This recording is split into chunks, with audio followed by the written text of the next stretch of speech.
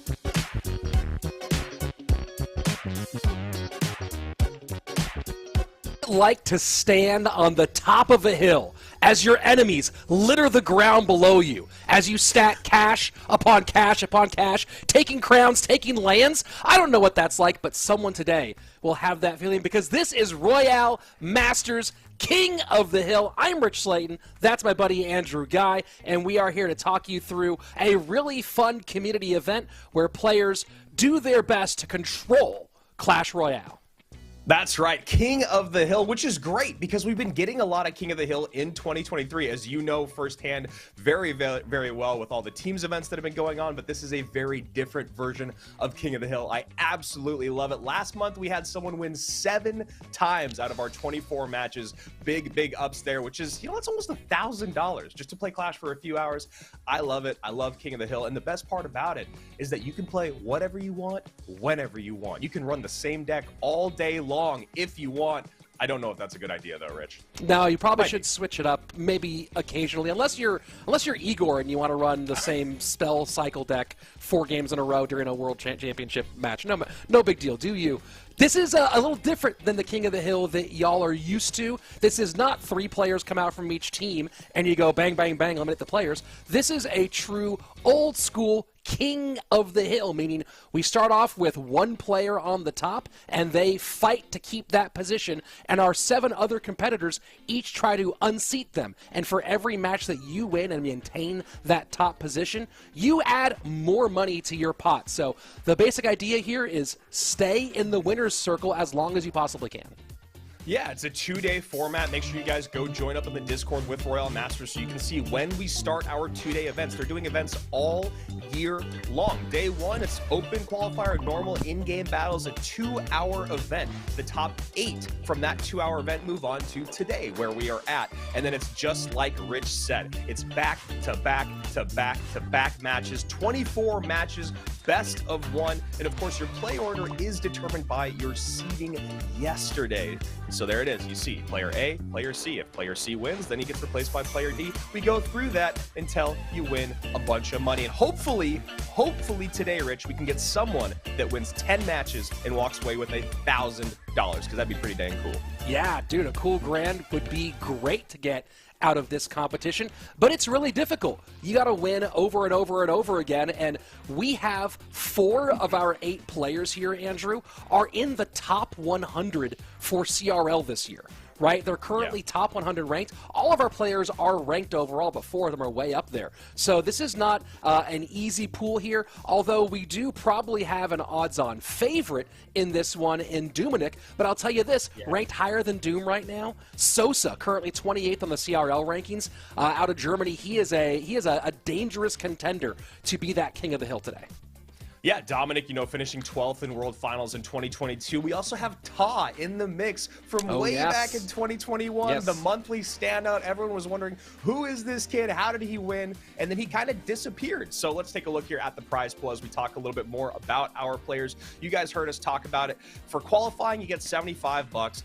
For today, you get $100 for every single win. So if you won all the way through, you could win a big majority of that $3,000 prize pool. And if you guys want to be involved, as I mentioned, you guys can see at the bottom of the screen, Royale Masters. They're on Twitter, they're on Discord. If you follow them in either of those places, you can be involved with their events, and they just released a big line of events that are coming for the rest of the year. More on that later. Now, Rich, back to the players. You said 4 of them are in our top leaderboard. Well, let's talk about these top 8. Yeah, I mean, these top 8 are pretty dangerous here. Dominik, of course, former world finalist. Paolo, currently ranked 99th overall on our CRL leaderboard. I mentioned Sosa, and of course, you mentioned Ta as well. But rounding these things out here, we have Lega, formerly known as Legolas, who's a dangerous competitor in here as well. And then some newcomers here with Asus out of Argentina and Kamagod and Over, who is also very, very talented, 8.7K personal best on Legacy Ladder. Yeah, Over is a name that you and I have seen over the last few years, but it was really back in 2020 where he was kind of putting in the work in terms of like global tournaments. We saw him a little bit in CRL of 2021. He finished in a top 16, but pretty quiet here in 2022 and in 2023. I'm really excited to see what Lego and Doom are going to be doing today here, and also Ta. I haven't seen Ta compete in a long time, but my biggest one is Doom. He's obviously our #1 seed. We saw him at World Finals last year. I haven't seen him compete much at all in 2023, and he is a force to be reckoned with. Rich, you've been doing a lot of casting here this year. Yeah. Have you seen Doom compete much at all? Yeah, Doom's been in and out of a number of different competitions. He's also come very close to breaking through in a couple of the big solo ones. He's had some unfortunate happenstances that have come in his way throughout a couple of competitions, but he's certainly grinding a lot, and he seems like he is poised for a big break sometime in the next couple of months. You know, talking back to the person you were mentioning earlier, Ta, you know, yeah. we harken back to those old, the 2021 monthly final that he won. He's been very, very active as a part of Rising Sun Esports this year and a lot of the community events that I've been casting. So certainly dangerous right now. But to kick things off, we have our top 2 ranked players from the qualifier portion. Dominic up against Paolo. Yeah, you can see there on the right, there's the hitters row coming down the line. That's the order of all the players, but of course we got to get through game #1 here, and Doom decides to drop a Knight in the back. Knight, not seeing him a lot these days, and Game Sound should be coming to you guys here in just a moment as a couple birds populating that board. Yeah, I mean, there tend to be other options for Knight, and with how popular specifically right now Mighty Miner and the Skeleton King are, those two are taking a lot of that mini tank position at the moment. But you can see here, Doom going with a Pigs variation that runs Knight and getting a lot of early damage as that Dark Prince is in there very late. Yeah, talking about Pigs, I mean, they're everywhere these days. We're even starting to see Valkyrie show up more and more because of how popular Pigs have been, and Skeleton King, and of course, Bomb Tower. Bomb Tower has been traded into a lot of quick cycle decks in lieu of Cannon, and I've even seen Tesla starting to show up once again. So the meta is still evolving, and decks like this that Doom goes a aggressive Cannon card at the bridge. Pretty fun to see where it's going to fall here over the next maybe few weeks of gameplay. And here we go. E-Giant runs right into the Cannon Cart. Cannon Cart goes down fairly easily. Mortar high. NATO does not pull the second Archer, and this is to be a big question how to break through for Paolo with the Mortar able to control high. And the Knight will be a good single target DPS advantage here, and so far Paolo has not found a way to control these Pigs. Lightning against 4 Pigs, certainly not ideal, Andrew. Yeah, I mean, you're hitting all the nails on the head. I mean, Dom has so many ways to control that E-Giant, even the Cannon just cycling, or the Cannon Cart cycling it early. If the Lightning does come down, you can retarget that E-Giant. You got the range DPS, you got the strong single target DPS, and like you said, the Knight, it's so great because for the longest time, it felt like Mighty Miner was the tank of the day, and Mighty Miner just not putting in a lot of work against the E-Giant, so Dominic finding himself in a very good spot. He's already basically in spell cycle range. He just has to defend. The hard part for Dom would have been getting to the troops behind the Electro Giant with no big spell to get back there, but with the damage done early, it seems like Paolo recognizes the situation is dire, and this is going to be a pretty easy game #1 win here for our 2022 World Finalist. Yeah, it was fun watching your cast the other day with SB. There was a deck that, you know, Anaban ran that was kind of similar to this, just because, you know, he's known for running E-Giant Mirror on ladder, which is a fascinating deck. I mean, you watch him play it, it's very different than watching Paolo play it.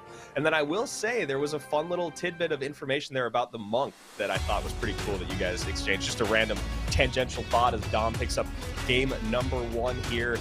How do you feel about the Mirror E-Giant deck? I mean, it feels like there's maybe only one guy in the world that can actually rock it the way that it's supposed to be played. The Mirror E-Giant deck is really interesting because of how powerful the double NATO is specifically. And Anaban pulled off a great move in an E-Giant Mirror matchup, double NATOing an E-Giant to his King Tower, and it was actually Lucas X Gamer who discovered that move initially. So obviously Anaban with NATO is really strong. There's really only one mirror deck right now that's super meta, and that's the Giant Skeleton Pigs mirror deck. Yeah. But this E-Giant mirror deck in the right hands and in the right matchup can be super dangerous, but I don't know if it makes a lot of sense in this format today. Yeah, and when you talk about matchup, I mean, that was a very, very tough one. So many ways to control the E-Giant. As you said, a lot of range, single target DPS, whether, you know, you're talking about the Phoenix right on top, the Archer's far away, you don't really know what to NATO. Even if you NATO it all together, you still got the Phoenix, you still got the Knight. And honestly, no big surprise here, I think, in game number one. I expect a lot out of Doom. Dominic, he's a very, very good player, and I'm excited to see what he's going to do. He's got a lot of people to work through here today. I'm wondering, though, who's going to be the first person to take him down? Is it going to be a relative no-name, or we have to wait for one of those guys that you were talking about on our leaderboard? It's going to be an interesting question, right? Because there's nobody in this competition who's awful at the game, right? It's not like somebody who just picked up Clash Royale yesterday, made it in here. So everyone here, I think everyone here is over 8K personal best in our former ladder, including our next opponent here, August, who had a 8.18 in his best season on Legacy Ladder, and we're joining this one a little bit late here, as it might actually be that Mirror Pigs deck out of Aegis. Aegis? Haggis? Ooh, Aegis. Either way, there's a lot of talent here, and I think that the big question is, for these newer players who are playing maybe on stream for the first time, how do they play mistake-free Clash Royale even when they get the matchup? And that's the big question. Yeah, so, I mean, really unique here of, you know, you called it, we're getting this Mirror Pigs deck, we're getting Mirror in back-to-back opening matches, and Dominic just going right back to Mortar. Really interesting. Maybe he's just a huge fan of where Mortar's at right now. There are a lot of versions of Mortar that are very, very relevant. There's like a few versions of Hog Mighty Miner EQ. This is obviously one of them. Last card most likely going to be EQ, and then there's the classic version that's kind of coming back with, you know, Valkyrie and Firecracker. So Hog Rider, very, very popular. Well, he generally does like Hog. I mean, I know Doom is known as a Lava player overall, but he also does like Hog. Of course, there's the infamous at this point Lava Hog deck we didn't get to see in full force at World I'm glad Finals. you brought it up. Yeah. Well, you know, I'll take that one. And this is a nice Hog in front of the Muskie. The flying machine is just absolutely ruined. And, you know, this was tough here for August. Wasn't able to sit back, defend, and DPS down Hog Riders. And you can't give up a ton of Hog Rider damage early in this matchup. He did, and never turned it into a phenomenal counter push. And this should be just basic rhythm here for Doom to round this one out. Yeah, and I think a big part of it was, you know, it felt like a lot of that elixir management just really fell in Doom's corner. You know, Aegis getting some good damage early, maybe by overspending, and then Doom being able to control and get that damage back. Kind of what you expect out of him at that level. And, you know, the thing about this mirrored deck is it is really hard to stop damage coming in, but just to see their Dom doing a great job controlling. Will he catch the flying machine? I love it. I love that sneaky try there. Yeah, I do. That was really nice. And for a second, it felt like maybe Doom wasn't going to, maybe he put the phone down and was celebrating or whatever. He did pick up and not make the big mistake. Do you remember, speaking of that, I remember back to CRL 2018, Team Queso, where Soking almost lost a game because he put the phone down and started celebrating, and then he like picked it up and very quickly recovered. And it was almost the greatest memed moment in Clash Royale history. And luckily, he didn't become a cautionary tale. But I always laugh thinking about that one and how it could have gone very, very wrong for Soking. There's something that I always respect about the person that you're playing against that calls good game and then goes for a last-ditch effort. Yes. It's like, it's sneaky, it's not the greatest sportsmanship, but I always respect it. I get it. I know that desperation feeling with 5 seconds left. You know the really cheesy move is the person who stops playing calls a game and stops playing cards, and then you go to finish the tower, and you just like start loading, and then they try to drop like Mega Knight and then counter push on. They're trying to bait you into spending too much elixir. So I've stopped. Has that ever worked? Has it ever worked? That's what I want. I feel like that play never works, but I know exactly the one that you're talking about. It has to have worked at some point, right? With the number of times it's been done, it has to have worked at some point. Well, what's working right now is Doom. Yes. Moving through this list of players, but now it's starting to get a little, Sosa, like you said, a very respected player. He's been around in the competitive scene for a very long time. He's on that leaderboard. Maybe this is where we start to see the wheels fall off, but I don't know. He's been playing some really, really clean Clash Royale, and he's been doing it with Mortar, Rich, so I'm never going to complain about that. Sure, I know you won't, and he's been on the up and up, right? So in 2022, he got a lot of number ones. He got 2 top 1 global finishes in the global tournaments. He won the fall split for the EMEA region in the ESL Mobile Open. Won Q-Lash's Solo Cup. So a lot of really good performances in 21 and into 22. Lots of momentum, and he even declared on his Twitter page, and he has it as his pinned tweet. He declared straight up, I'm going to qual for CRL Worlds 2023. He wrote that January 27th, so certainly feeling confident about his chances this year. Is that Doom that put that up there? No, that's Sosa. Or Sosa. Sosa, yeah. Well, Sosa came off some really great finishes at the end of 2022 in the global tournaments. He had a draft and then just a regular global tournament where he got first place in both of those in almost back-to-back months. So, I mean, that in and of itself speaks on its own. Someone that can do that well in those tournaments. It's not quite respected the same as Ladder, but still a lot of respect comes from those GTs. As we get to see Dominic play some Lava Hound, even though he did switch sides of the screen, he is still our current king of the hill with 2 wins. And wow, that arrow's just, you saw the Ice Spirit trying to come out at the right time. And I think maybe Sosa was looking at this going, man, I know there's arrows. And then he finally had to play, and then the arrows came out. And that poison, not well timed here. He's going to take some real damage. That miner should tank enough for the Phoenix and get some good splash from the Skeleton Dragons, and this is just a rough situation for Sosa. Yeah, I mean, that was a really nice kind of life-saving Ice Spirit there from Sosa. As you can see, 2168 to 1759, and these defenses are going to get a little bit harder. The really, really kind of saving grace here card for Sosa is that Phoenix, being able to come in there and not have to worry about the spell damage from the arrows, and we'll see how Sosa wants to keep the pressure up in the opposite lane. And Doom just choosing to tank another miner here, so going to go ahead and save the significant elixir expenditure and get ready for a push on the left-hand side as the Phoenix comes down for Sosa. Yeah, nice timing there on the Phoenix by Dominic. He stays right behind that lava, targets the Golden Knight, protected from the Phoenix of Sosa's. And the double Phoenixes, yeah, that's nasty. Yeah.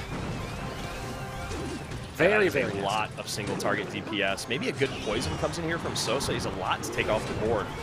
There it is. You know what's interesting? In previous iterations of Lava Miner, you'd have Lava Miner guards or Lava Miner barbs. And right now, it seems like the only ways for Doom to catch something, to catch these miners. Yeah, there you go. So it's Tombstone. Not setting up Tombstone behind the Princess Tower to try to suck out the poison on the other side, or create sort of long-standing defense behind that tower. Here we go, setting up on the left-hand side, but you're seeing some of the problem of this being champion-driven rather than having the barbs or the guards to pick up. Yeah, and you can see here, finally, we're getting some of that action out of that Skeleton King, which is probably something that Dom should try to maybe have happen before. Maybe that just, getting a Tombstone on the board, maybe defending a little bit more, like you said, by getting the Skeleton King on top, or at least, what we're seeing right now with the Tombstone behind. But either way, going to be a nice quick win for Sosa, and a great draw. I mean, I don't know if he was expecting Lava Hound, but this was a really, really good deck to deal with it. Yeah, I mean, you have to expect some Lava Hound at some point from Doom. Yeah. And this poison followed by NATO will get this one done here. Tick, tick, boom. Sosa takes control of our hill. And this is why I do love this format, because even though it's not duels, there's still a part of it where you can try to kind of snipe your opponent, right? I mean, that wasn't a direct snipe, but that was a very, very good matchup there for Sosa, and he did exactly what you talked about. You have to expect Lava Hound at some point. What's a good way to deal with it? Okay, let's make sure we got Phoenix and Spear Goblins inside this deck with Poison. Let's go. And I see in the YouTube chat, Coach Banjo asking if we have any big names playing in this tournament. Well, we just saw one take a little bit of an L here in Dominic, who was one of our world finalists in our 2022 season. You have Sosa, who's currently ranked, I think, 28th on the leaderboards for CRL. You have the monthly final winner, Ta, in here. And then coming up, I believe next, yes we do, coming up next is one of the 4 horsemen of Eastern Europe. I don't know, is that the way to put it? You have Legolas, who was part of that Igor, Lapakati, Dreaming Fly, Legolas quadrant that was so good and worked so hard together in 2021. So we have a lot of really interesting players. And you know, there's I don't see Mohammed Light today here, don't see Morton here today, but you do have a bunch of legitimate contenders to make it to World Finals. Yeah, and it looks like we have Sosa versus Lego. Lego at the bottom of the screen there, starting off with some wall breakers early on. He is a guy, just like a lot of those players that you mentioned, who loves quick cycle decks, loves that micro interaction. Actually, a veteran here at Royale Masters back in 2021. He won our first season week 1, and then in season 2, week 2, he got 4th place. So a fan favorite here at Royale Masters, and Sosa pulling out Mortar against a Mortar god, if you will. I see Seal Plays asking in the YouTube chat, who do you think is going to win? Well, that's sort of the point of them playing, is we have no idea. And I might have said Doom earlier on, but Sosa had his number, and at this point, this early in this competition, it's really anyone's game. And that's exactly what I was going to say. It's really hard to tell this early in King of the Hill because you have no idea how they're going to be playing today. You know, some players don't have good days, some people have bad matchups, and so far, it's kind of been par for the course. Doom doing what we expected, and then Sosa coming out and giving him a run for his money. Now the current King of the Hill. And a little slow down here from Legolas as he has to figure out how he's going to contend with all of this. The Bats might be nice for a minute there against the Phoenix, but what does Sosa have to take that off? Log knocks back, Bomb Tower picks up, and Bomb Tower will take care of that Hog fairly easily. Yeah, the curious thing for me is with Legolas as we get deeper into this matchup, and Sosa will be able to control the board a little bit more, get those Mighty Miners down, have that 3-card cycle. I'll be curious to see how Legolas is going to break on through and actually get tower damage. The guards are going to be such a great way to deal with that drill. And yeah, there you go. Guards coming down, but perfectly timed log. And a big shout out on Twitch that there, I can't see who rated on Twitch, but someone did give a raid to the channel, so thank you very much for supporting. Dennis RLF. Thank you very much for the raid. I hope you had a great stream today, and thanks for joining us here at Royale Masters. Yeah, thanks for the love there, Dennis. And I really like this play by Lego. He sees the Phoenix and the delivery are out of play, so he gets some bats down, but then Sosa does a really good job with some kiting with that Hog Rider. So, you know, kind of what we talked about. Just going to be very curious to see how on earth Sosa's going to, or Lego's going to break through. Sosa has a lot of responses. Now an Earthquake defensively stops one of them. All right, good to know that interaction. And Log trying to Earthquake to defend wall breakers, Rich? I don't know if I've ever Earthquake to defend wall breakers. Usually I'm playing a deck like this that has 3 to 4 other good wall breakers responses, right? You have Log, you have delivery, you have, like, if you're playing Earthquake, you usually have 3 or 4 other good responses in there. So I've just never actually done it. Yeah, usually you'll have like even an Ice Spirit to help and you can drop something else, or skeletons or goblins. But yeah, this is a little bit heavier version of this deck, especially with the Phoenix in, instead of, you know, whether it be archers or a firecracker. A little slower, but a lot of control, as you can see. But Sosa's starting to get some damage piling up. He cannot figure out a way for him to break through now that Lego's figured out his, you know, key to the equation. And the opposite lane wall breakers to keep that mortar controlled for a moment and force out a response. So double duty pulled by the wall breakers left as the Mighty Miner gets on there. 1:15 left. Legolas is keeping the pressure on. Drill down. Wall breakers are going to slide right on past that Mighty Miner. Great send. Huge connection. And then the guards had to be played to deal with the Mighty Miner in the center of the map, so guards couldn't come down for those wall breakers. So just a great sequencing of offense there by Lego.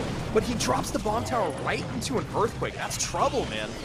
Spears down low. This DPS should only give up one shot from the Hog, but the mortar connection might be the bigger problem. Fireball opposite direction, and 2 mortars on. Wow. Oh my word. Bombardment And from that Sosa. mortar is locked. Nice delivery comes in to protect off the bat. Mortar should get another shot in, and now he just needs a couple earthquakes, but good damage from that drill. And 1, 2, 3 hits. Drill trying to win this out. Wall breakers, can they do it? Fireball in. No, the wall breaker doesn't connect, and Sosa just barely holds on. Oh, that was a CRL level match, man. That is exactly what you want to see out of Sosa and Lego. Beautiful back and forth, a great steal at the end, the double mortar connection. Man, that was incredible. That was a great matchup. Yeah, that was really, really fun to watch, and Sosa able to hold on here. So tying our current top at 2 with the win over Doom, and then now the win over Legolas. And coming up next, he's got a newcomer here, I believe, to Royale Masters. In fact, not a single bit of esports in his profile. Kamagod, who is ranked 208 overall on our CRL rankings, but making his debut here in a final broadcasted match situation. That is a very, very pristine Royale API page, man. Yes. It's crazy to see someone that is that high, like you said, ranked 208, 45 points in CRL 23, with not one competitive credit. Not even one. Yeah. Not single, not team, nothing. The highest thing he's got is a 468 finish on ladder, which just happened last month. And hey, I'm excited for it. And he's got a tall order ahead of him in Sosa. You talk about someone that maybe isn't considered S tier, but is definitely considered one of the best players in the world. So this will be a fun coming out party here for Kamagod. Yeah, this will be fun for him. I mean, he's been trying for a long time. You can see ranked top 71, made it 71st in our CRL 2021 rankings. But, you know, the other interesting thing here about this, you talk about players who really aren't ladder players. His personal best is just the 7,500. He was never someone who was trying to push top ladder. I'm looking through, but he has 20-win challenge wins. He has these pretty solid rankings in CRL from 2021. The guy's got some achievements, but none of them are ladder pushing. So it's interesting you see someone who separates some of their competitive play from ladder play. And I can see the deck that he's using. He's got the Minor Prince MK deck as the one he's primarily using right now, and most of it is level 11. So it's a guy who's focused on enjoying the game that way rather than trying to rank up and push ladder. Yeah, and that's fascinating because we're going to see in his competitor someone who is a seasoned vet in the competitive scene, and like that difference of someone that basically like is very, I mean, it's true. Kamagod is an exceptional player that seems like he's kind of a casual exceptional player, whereas Sosa and Lego and someone like Doom is someone that's put in thousands and thousands of hours perfecting their gameplay. I'm so curious to see how this is going to play out because I'm sure you know, man, every now and then you'll play someone on ladder who's like 2,000 trophies lower than you and you just lose somehow. I'm not saying that's the exact same situation, but at least competitively, Kamagod is very fresh. Well, I am also seeing that he has 4 different accounts as I now get into it. So click through. Yeah. Camacho, So is that the big one? Camacho, yeah. As I go look at his Twitter profile, personal best on Legacy Ladder, 8260, with a number of top 100 finishes on Old School Ladder, just on a different account. So there you go. Yeah, a lot of Grand Challenge wins there. Over, it looks like maybe 200 between his combined accounts. But here we go. Kamagod, bottom of your screen, going back to drill wall breakers. And it's interesting, I've been paying attention a lot to the Mega Draft information, as that's our current ranked, and reminding everyone watching here, only a few days left to push Path of Legends if you're trying to make top 1,000 for CRL this year. But one of the interesting things to note is Royale API put out a great graph breaking down use and win rates. And Mighty Miner and the Skeleton King are both way up as far as win rate, whereas Monk has a huge use rate and a fairly low win rate, and Golden Knight kind of right in the middle, just below 50% win rate and just below 50% use rate. And Bomb Tower takes those both off the board. I think the biggest thing that stands out to me about that is just that, like, it must be that so many players out there that aren't in the top, like, 5–10% just don't know how to use Monk correctly. Because Monk is, when it's, like, used by the best players in the world, it's so effective. Even before this Mega Draft chart came out, which I did think was fascinating, it does seem like, I think I saw maybe SML or Alpi put out tweet about that, just saying that, like, at the highest level, Monk is still great, but for some reason below the highest level, players just don't know how to utilize its ability. Great connection there. I think there's some of that, and I think they also put another chart that was from top 1,000, and I think there's some of it also that Monk, unlike Skeleton King and Mighty Miner, Monk might be more dependent on the overall deck construction. Those two fit into more, they can fit into more random deck constructions, whereas Monk has certain decks where it's not as useful versus certain decks where it's hyper useful. He's basically, when you talk about in the meta, it's kind of just Royal Giant and Hog Rider, it feels like, for the most part, where you actually find Monk being super effective. Yeah, and Hog Rider is not very effective in Mega Draft. So, yeah, exactly. Whereas Royal Giant really is, but I think people are also trying to pick in interesting ways. So lots of this fun stuff. I'm definitely, I know you and I talked about before the show, I'm definitely enjoying it. Other people are enjoying it less, but I'm certainly having a great time. And speaking of having a great time here, Camacho just putting the hurt on Sosa. I mean, some great fireballs coming down and just clearing the path for either wall breakers or those goblins on the from the goblin drill to come out. Good control, just really, really dominating this. That last wall breaker connection after a fireball was really, really nice stuff. And you can see right there, Sosa just goes, all right, I can't keep up with Camacho, who now is our new king of the hill. No one set on paper, right? No one here able to hold on to the top spot for now. So this has so far been a wonderful bit of parity between these players, where we don't have a super dominant performance quite yet, and it kind of makes you wonder, is someone going to be able to go on a big run today? Yeah, I mean, I feel like in our last month, it was Faust that got 7 wins. It didn't start happening until the later half of the day, or maybe the second half of the entire tournament. But then there was someone like Broken who picked up 6. So maybe they're all still kind of ramping up, feeling each other out. I love this competition because now we're seeing, this month specifically and last month, we're seeing like some of the best players in like Betfus and Siak and, you know, Dom and all that. There's no one that can just run through this gauntlet. Like, there's no one that just straight up dominates it. Even with Faust, he felt like he had to come in and out a couple times. I'm very curious to see if there's like, would there be a way to go on a run and just hold the king the whole way? Or is that too much luck that has to come into it because of these matchup conversations? I think BO1s make it too hard. I think that's the real thing, right? They're just too unpredictable.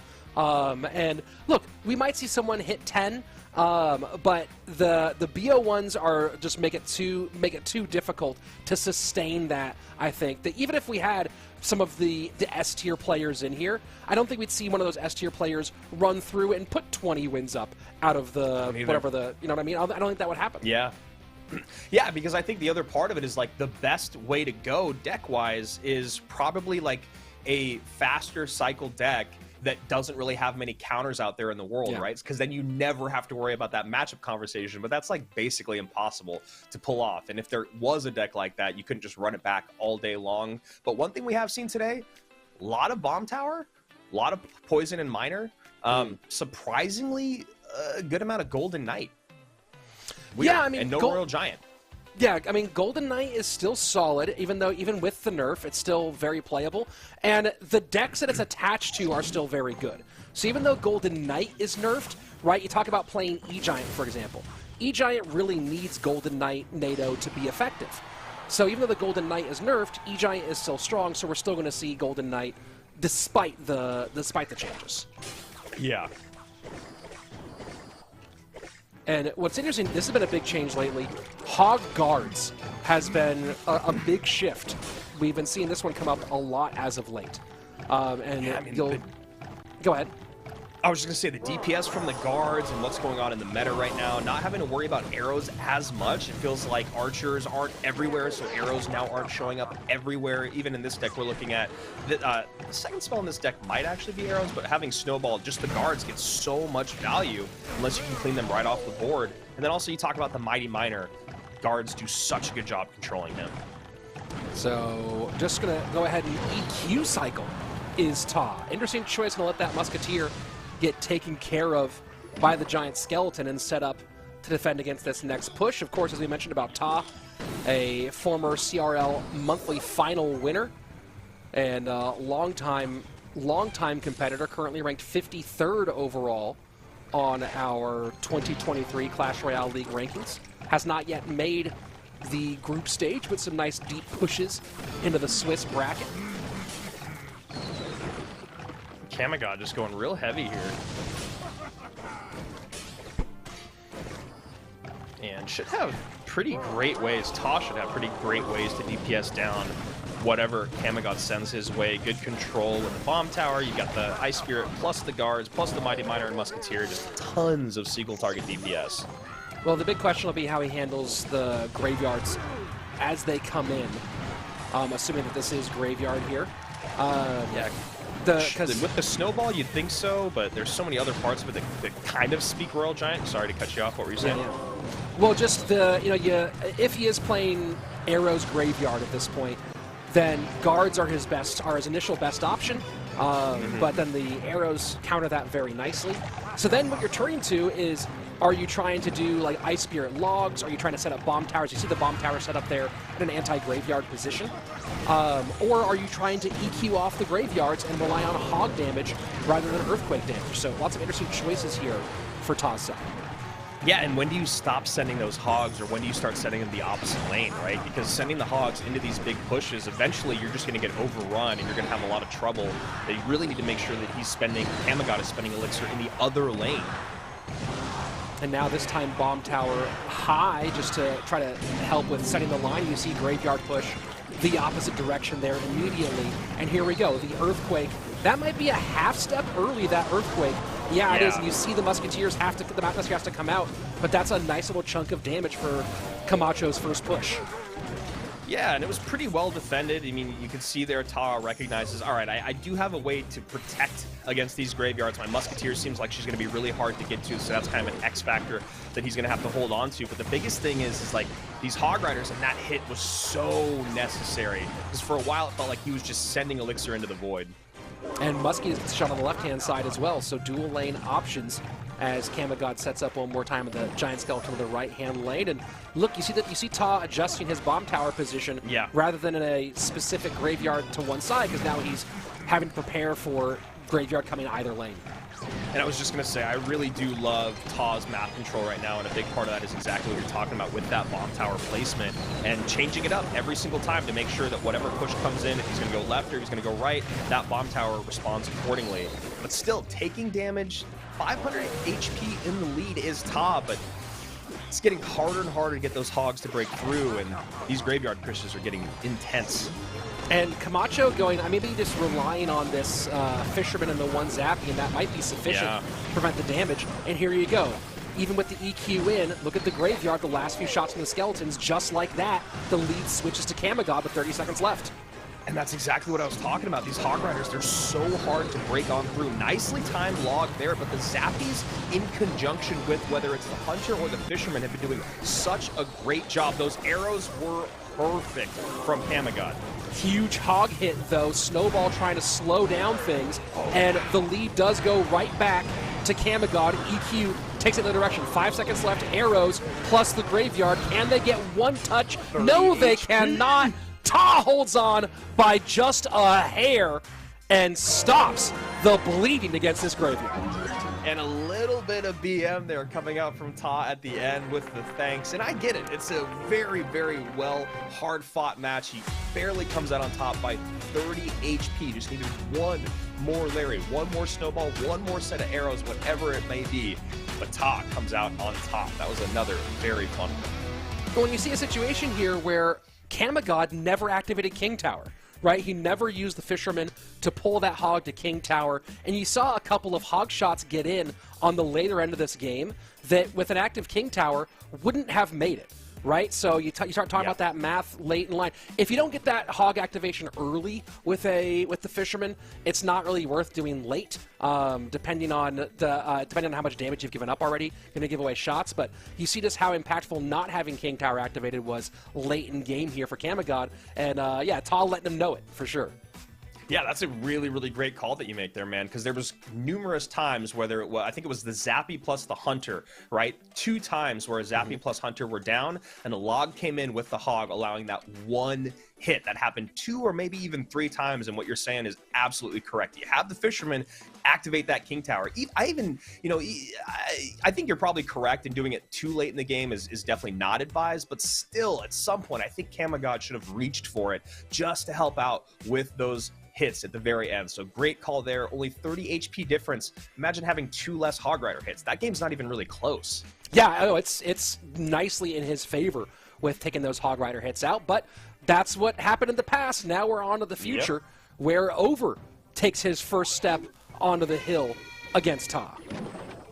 Man, bomb tower, just all day long. That is how much it feels like Royal Hogs have kind of screamed back into the meta.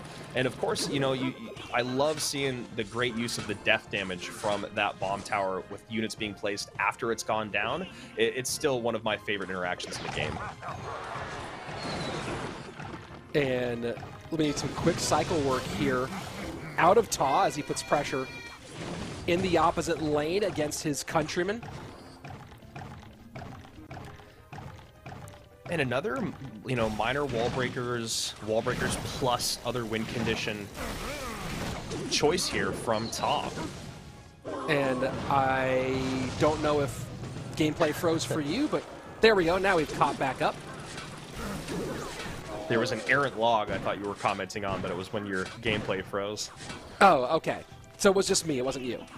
Yeah. Got it, just me. Okay, good. I have to call my internet service provider and complain that I had one minor hiccup, and I want to speak to your manager, please. So, Giant Skeleton everywhere, Bomb Tower everywhere, Miner everywhere, Musketeer is back in the mix. She's been showing up a lot ever since the balance changes came in. Well, they started. The other thing about Musketeer people figured out is when archers got really popular, it ended up being this problem against Golden Knight decks because archers gave really good value to that dash. NATOing them into the E-Giant was also really effective. So the switch to Musketeer, a lot of that was about countering Golden Knight Drill, Golden Knight E-Giant. And you saw that happen a lot before the nerf. And people, it's funny how even without balance changes to a specific card, people will rediscover the value of a card when other aspects of the game, other aspects of the meta, then make them more viable. And that's been one of the really fun things. Yeah, and I think another part to even add on to that is kind of what we're seeing right now is like this deck that's at the top of the screen from Ta, really, really popular, but used to have archers in it. And, you know, at the bottom of the screen, we're seeing a win condition in the balloon that has really started to show up more over just the last month. The balloon has been very, very quiet for quite some time, and the ability to take care of a balloon was really, really difficult to do with these control decks if you didn't have Musketeer. The archers would just get arrowed off the board every single time. As, you know, you could see, Over has the arrows ready to go, but cannot deal with that Musketeer. And look at the value she's getting. Wow, look at that death damage in for the loon, and that might be really what All Over needs is more and more death damage. And yeah, it's been interesting seeing the balloon come back. You know, we're not seeing Loon freeze, really. We're not seeing Loon, Lumber Loon cycle. We're seeing this Giant Skeleton Minor Loon deck. And I think part of that also is that Giant Skeleton decks in general are so strong because of the rise of the, I think it was the Luminaries deck, the Mega Knight Prince Minor Wall Breakers deck. So it's, again, we've talked about how within a given day the meta can shift. But it's crazy how a meta can shift even when balance changes haven't happened just because something catches fire.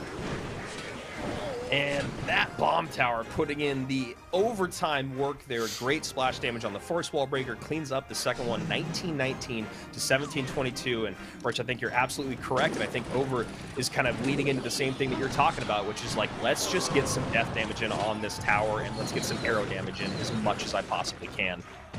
Yeah, that was a tough one. He really wanted to get that Musketeer off the board, didn't get the Goblins. Gives up some probably inconsequential stabs as the primary damage for Taz in the left-hand lane. And look at this, just naked balloons up front. Maybe that was to suck out the Musketeer and try to go for Arrow's minor damage instead. Either way, nice solution on his side, but now look at the push coming in, and generally well defended, but down a lot on that left-hand side from where he was.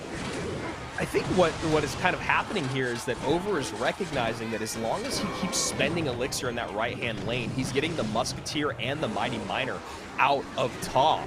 And now Ta's going, okay, if that's the way that you want to play with naked balloons and arrows, then I'm going to start going straight up poison at the bridge. And then also, I love this play of the wall breakers because the wall breakers plus the log, it's such a low consequence play, but it has such a high ceiling to be able to pull off, you know, getting those goblins off the board. It always makes Over have to take that extra step, that extra thought. But Over taking another win here. Or taking, excuse me, a first win here with a great gameplay.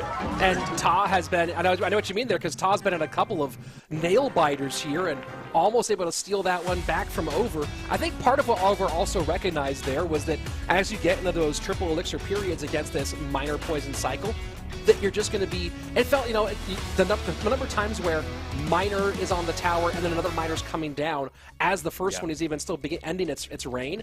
He knew that Miner poison cycle was coming, so it was like, just as you said, put as much into the right lane as possible and try to make it so that you can't do anything but those Miner poisons and try to basically win this foot race at the end, and he was able to stay on his feet and get it done. That's exactly what it is. When you play against those minor poison decks that have a champion in them, that foot race at the end becomes so hard to keep up with. It's crazy what you're talking about, not only having two minors on the tower, but having two poisons on the tower sometimes. That triple elixir cycle is absolutely brutal. So it's a great call you make about Over just going, okay, I know where this game is going to go. I need to take this lead that I have, or at least this momentum that I have, and I need to make Ta play uncomfortably for at least one more minute before we get into that triple elixir cycle. So really, really great stuff there. And honestly, still to this day, I've been playing this game for over 6 years now.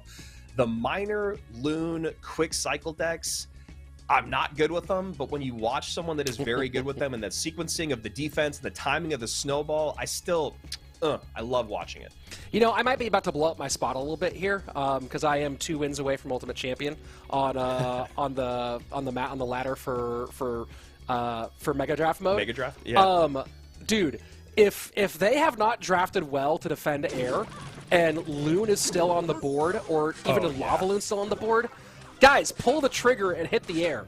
Because, man, the number of free wins I've gotten just because people didn't draft themselves into what in the world? I know.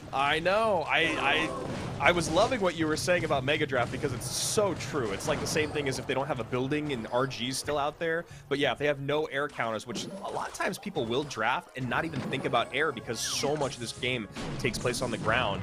But yeah, back to what you were saying with what in the world, we're seeing Expo. And this is not a great matchup for Over already. Yeah, one of the last things you want to see when you see an Expo is a cannon cart. And now also that he has to spend his fireball, assuming it is fireball, on the flying machines pretty consistently. This is going to make it hard for him to get Expo connections, keep Expos on the board, and to make it hard for him to get the fireball cycle going if he likes it. Although, nice job with the Knight to pick up, but look how far behind he is on Elixir. What a funky deck this is. I mean, I might get crucified for it in the chat as I have before, but this is just a weird deck that... is this the Arrows version of this deck? Oh, from There was Paolo? one that had Minion Horde in it, but yeah. And yeah, just setting up the Expo defensively. And I mean, Over is really just hoping that he can defend appropriately and then spell cycle, I believe. I don't think he's going to be even trying to go for Expos on tower just because of that cannon cart. Yeah, and if the big spell for Paolo is arrows, then those defensive Expos are going to be really tough to deal with. And it is arrows, so I guess we'll have to see how Paolo wants to break on through. That's actually a bit of a nice moment there for Over. The only thing is that Paolo does have so much tank on the ground. He's got, you know, obviously the cannon cart, the mortar, the skeleton king, and the miner. But getting to that Expo is going to be tough if we start to see Over really play these defenses correctly. Yeah, that'll be curious. I mean, for Paolo, a lot of it's just not overspending, right? Like, this deck, the Expo, like the big cycle decks, is so good at defending cheaply. And right now, the last thing Paolo wants to do is find himself 2 or 3 elixir down. And he mortars offensively. Cannon will get there. Ice Spirit should reset and nothing blocked. That's a huge Expo lock to give up, but the mortar does lock on the opposite side as well. And now we see a big pile up here at the bridge. I like that Paolo recognized the elixir advantage in his favor. That Skeleton King still has some legs, and that's a great miner there. We could see some trouble here for Over. We'll see what these archers can actually put in. Not a lot. Ooh, not very much. And I don't know, is Over trying to make content for his YouTube channel? Going with the Expo in this situation? Does he have a YouTube channel? Let me go ahead and check that out. I don't know, but I do like the content. I'm here for it. This deck is playing well. Nice. That Tesla, though, cleans up the flying machine. Mortar gets played right into it. Great stuff there. Yes, Over does have a YouTube channel. Okay, this is interesting. Over has a YouTube channel, but it's almost entirely E-Giant. Huh. So, very Fireball.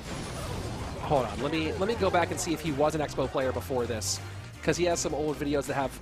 Oh, yeah. So he was an ISPO player before he switched to being an E-Giant player. So that gives us some context. That makes sense there, and a great knight to the back to catch. This cannon cart making a lot of trouble here for Over to get those Expos on tower. Still 70 seconds remaining. Excited to see where this one's going to go. And no control for the cannon cart. Yeah, every time, man. And now you can see him trying to set up opposite lane.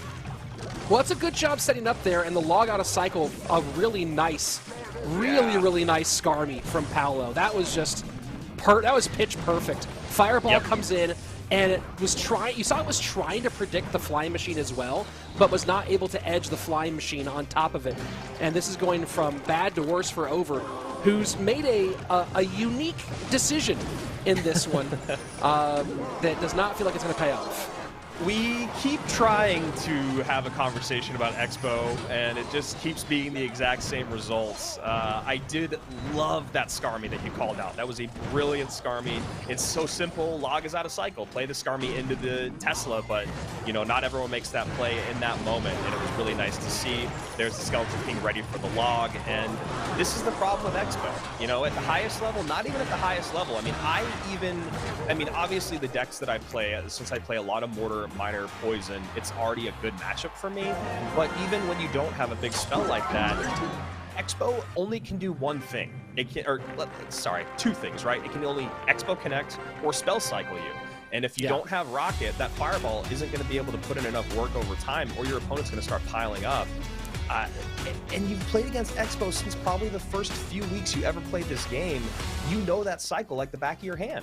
Yeah, you're not getting caught off guard by Expo, right? Yeah. And it's, you know, the archers were strong for a moment. Everyone thought maybe Expo's coming back. And look, a lot of the pieces around Expo have gotten some extra value, right? Knight's been moderately buffed in the last few months. Archers had their buff, and then part of that buff pulled back a little bit.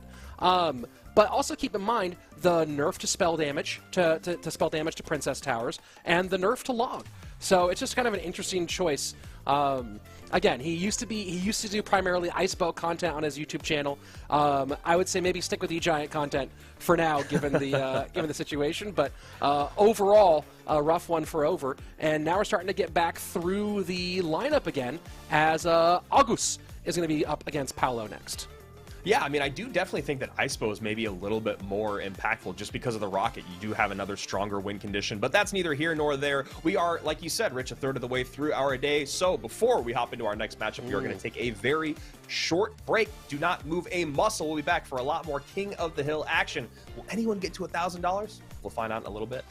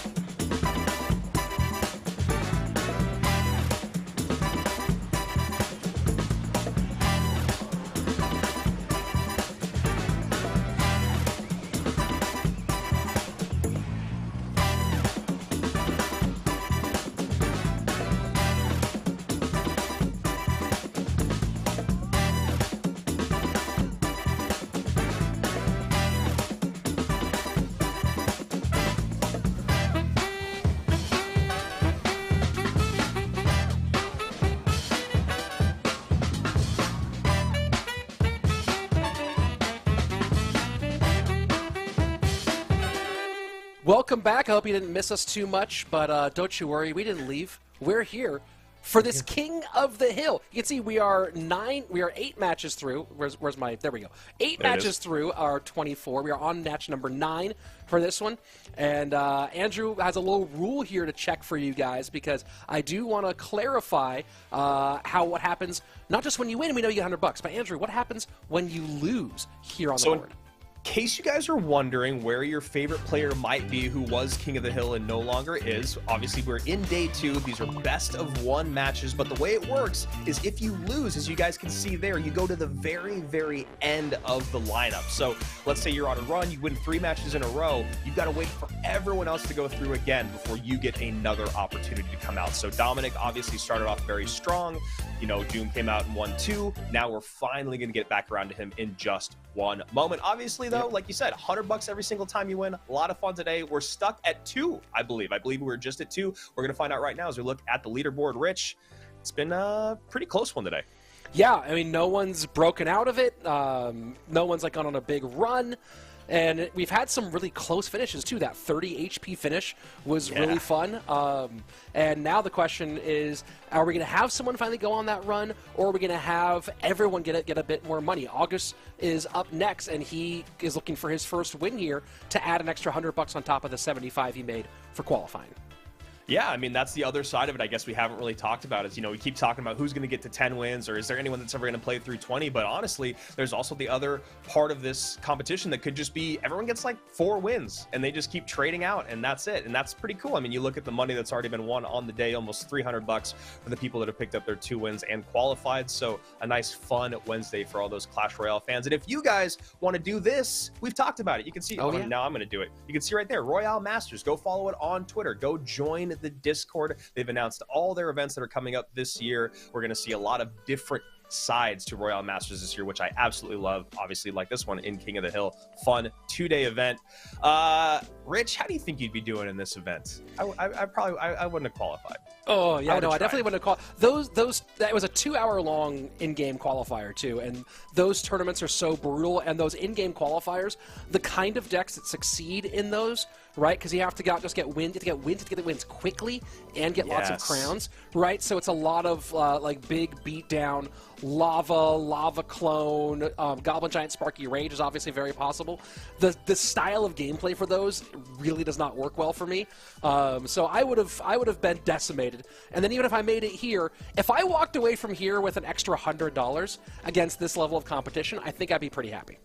Yeah, and you know, it's so funny what you're talking about there, because Tasty was telling me, or our producer was saying, 16 wins in 2 hours is what 8th place got. So you talk about exactly what you're talking about, man. You got to win quick, you got to win heavy. And here we go. We're going back into the action. Match 9 of 24 here. Paolo, top of your screen. August at the bottom. August looking for his first win on the day. And that's a little log cycle for August. And replied by Paolo. And potential... Ooh, look at this. Tombstone's coming out. I love this. Now a Skeleton King from Paolo. Paolo. Oh, How dare you, Paolo? You had one job, Paolo. That was it. Man, I honestly am a little insulted. Wow. So, wow, look at that. RG Fireball against Pigs potentially here. Oh, that Mother Witch was almost brutal. Great fireball timing, able to hit the zappies, and the Mother Witch ends up being a really nice moment for Paolo, even though it looked like he might be overwhelmed for a moment. Maybe it's RG Fireball both ways. You have to really spread those Fireball bait cards out. Yeah. You just gotta get a little bit more room there, August, and you can suddenly turn lemons into lemonade. And there it is. Yeah, I think exactly what you called, man. I love lemony lemonade. I mean, I prefer lemony lemonade to tomato lemonade. You know what I mean? I think that if you're gonna go lemonade, having a lemony flavor to it, pretty high on my list. Every time I drive by a kid's lemonade stand, which is pretty infrequent, but I always feel really guilty for not stopping. Do you feel the same, or are you like, it's gonna be overpriced, crappy lemonade? Yeah, I'm trying to think. I think I did a lemonade stand once. And here we go. Royal Giant push. Fish Boy to the opposite lane. Let's see if this does its job. Tombstone gets taken out by the Phoenix, and then the Fisherman goes, all right, I don't want anything to do with this later. The Phoenix Death Bomb. When it does stuff like that, you know, you can't really plan that tremendously. I mean, if Paolo claims later, yeah, I totally meant for the Phoenix Death Bomb to knock the Fisherman out of RG range, you know, I'll be like, all right, did you also mean to be named Paolo, or did your parents just call you that? You know what I mean? Right. Either way, it was a wonderful and so far high up there on our play of the day. Man, August with a Fisherman, Tombstone, and Zappies cannot for the life of him control those Royal Giants. Now finally gets on the offensive himself. Fisherman already on the board. Should be a fireball on top of those Zappies, and now August can just be screaming into the lead. Yeah, this Royal Giant stayed on for quite a while. Going to get a couple of good shots there, and I think the Skeleton King muscled its way between the bird and the RG for a second, and we are almost all the way tied back up. Fisherman comes out already from August. I just wonder if that's the best use of that card, because his only building is the Tombstone, but I mean, he's up there and I'm here for a reason. 10:03 to 15:86.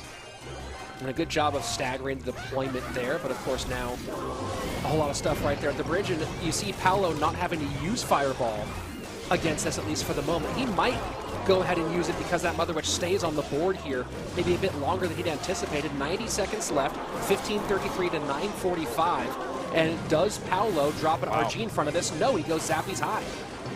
And this is the situation that you're talking about. That fireball, and now it finally comes down. What feels like way too long, because now another Mother Witch is on the board. That first fireball, or that original Mother Witch, should have been taken out with the fireball because she just stacks value. Talk about an elixir equalizer, Rich. I don't know. Yeah. She's pretty good too. Yeah, great term, great pickup. Coined this weekend. And yeah, that's got to be it. You can Tombstone this, but that RG's going to do more damage. Yeah. Kabam! Kaboom! Does not get the last one off. I was wrong. But a fireball comes in. That's not fireball log range. Paolo needs to make a run for it. And that's a good fireball. Can you get your last one out? Yes, there you can. August gets his first win of the day. And it's on the shoulders of the Mother Witch. She put in so much work late game there at the bridge. You saw Paolo decide, like you said, Rich, we don't need to use a fireball on that. Let's play other units, play Zappies and a Skeleton King. They'll get there eventually. They never do. Fireball comes out super late. Second Mother Witch comes down, and that right there in and of itself is like an 8 elixir swing. And to go back to the most important part of this conversation, yes. I do feel bad when I pass a lemonade stand, but you know, it's not you were packaged. Going to talk about the elixir equalizer. I'm even happier you're going back to the lemonade stand. I don't know what you put in that lemonade. I'm assuming that it's safe, but your food handling safety standards could be very low. Your Girl Scout cookies, sure, those are packaged. You know what I mean? Yeah. Yeah, lemonade stand. But I did do a lemonade stand once as a kid. I think I made $3 or $4 total. So, you know. And I bet you were thrilled about those $3 or $4. Yeah, I mean, probably the sunk cost was about $5 or $7. So, you know, it's not the greatest business model, but either way, it's a wonderful American suburban tradition to put together a lemonade stand, and hopefully you can all support the idea of like a kid just stirring the lemonade with his hand as you walk up to buy it. Yeah, that's kind of par for the course. And also, like, what did you wash the thing? You put the lemonade in.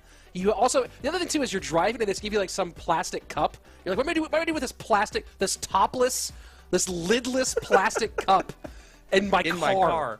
Right? You have to stop and drink the lemonade there, have a conversation. It's a whole thing. You're just creepy. Yeah. Now you made it weird. You know what I mean? But you know who's feeling pretty good about making it weird for his opponent? August. There we go. And now, finally, as you guys can see, Doom back after having to wait his turn, and with a chance here to become our leader if he gets his third win against August. Yeah, I mean, that's the thing about this competition is if you go on a little bit of a win streak, you got to wait a while to come back into it. So probably playing games in between or at least watching his competition is Doom. I mean, not really, I think, a situation where you're watching your competition and trying to like maybe figure out matchups because, again, it's best of one. People can do whatever they want. So I would just say stay warm as you're waiting. And right now we are waiting on August and Doom to start this game. Last time we saw Doom, he came out with Lava Hound. Didn't go great against Sosa. Sosa had a lot of good responses. Phoenix, Spear Goblins, Poison, you know, so we'll see if he wants to change it up. He started off very successfully playing just Minor Poison Control or, excuse me, Mortar with either Minor Poison or Hog Rider. We'll see if he changes it up. Let's see what he does. And Angelo Roach in the YouTube chat saying, I noticed yesterday that Golden Knight looks just like Juicy. Welcome to the party, Angelo. He has dressed up as a Golden Knight. Go ahead, check He it out. has. His hair is pretty perfect for that Golden Knight. I think that's why he keeps it. I think he would cut it by now. That or he's starting like a 90s grunge rock cover band. I'm not sure which one it is. Yeah, Juicy would have done great in Seattle back in the 90s, 2000s. Little arrows to clear. It's going to be Loon for August. And maybe Yeah, it looks back like to Dom's Lava going for back Dom. to the skies. Yeah. Maybe Lava Clone could be fun. Not to play against, but... And there he goes. Lava's up. And notice that he doesn't lava all the way in the corner. He lavas a couple tiles off of that. I need to ask him about I was going to say, have you talked to him about that? I'm curious. Maybe it's about being able to tuck units like behind it here on the right side. Like if you wanted to sneak a Phoenix like right up next to it. I'm not sure though. Well, dual lane pressure for August to deal with. Phoenix gets onto the Skeleton Dragons. But of course, there is a bigger problem potentially. Arrows come out to clear, but now your arrows won't be available for the Lava Hound. So you're going to rely on a Snowball to get rid of all that stuff, and maybe a Miner. Flying Machine almost just walks away, but Miner does come down. Nice call there as the Archer plus the Phoenix put in some work. Bomb Tower there to clean up, so that death damage is kind of like what I was talking about earlier. Still is a cool interaction, but Flying Machine on the tower.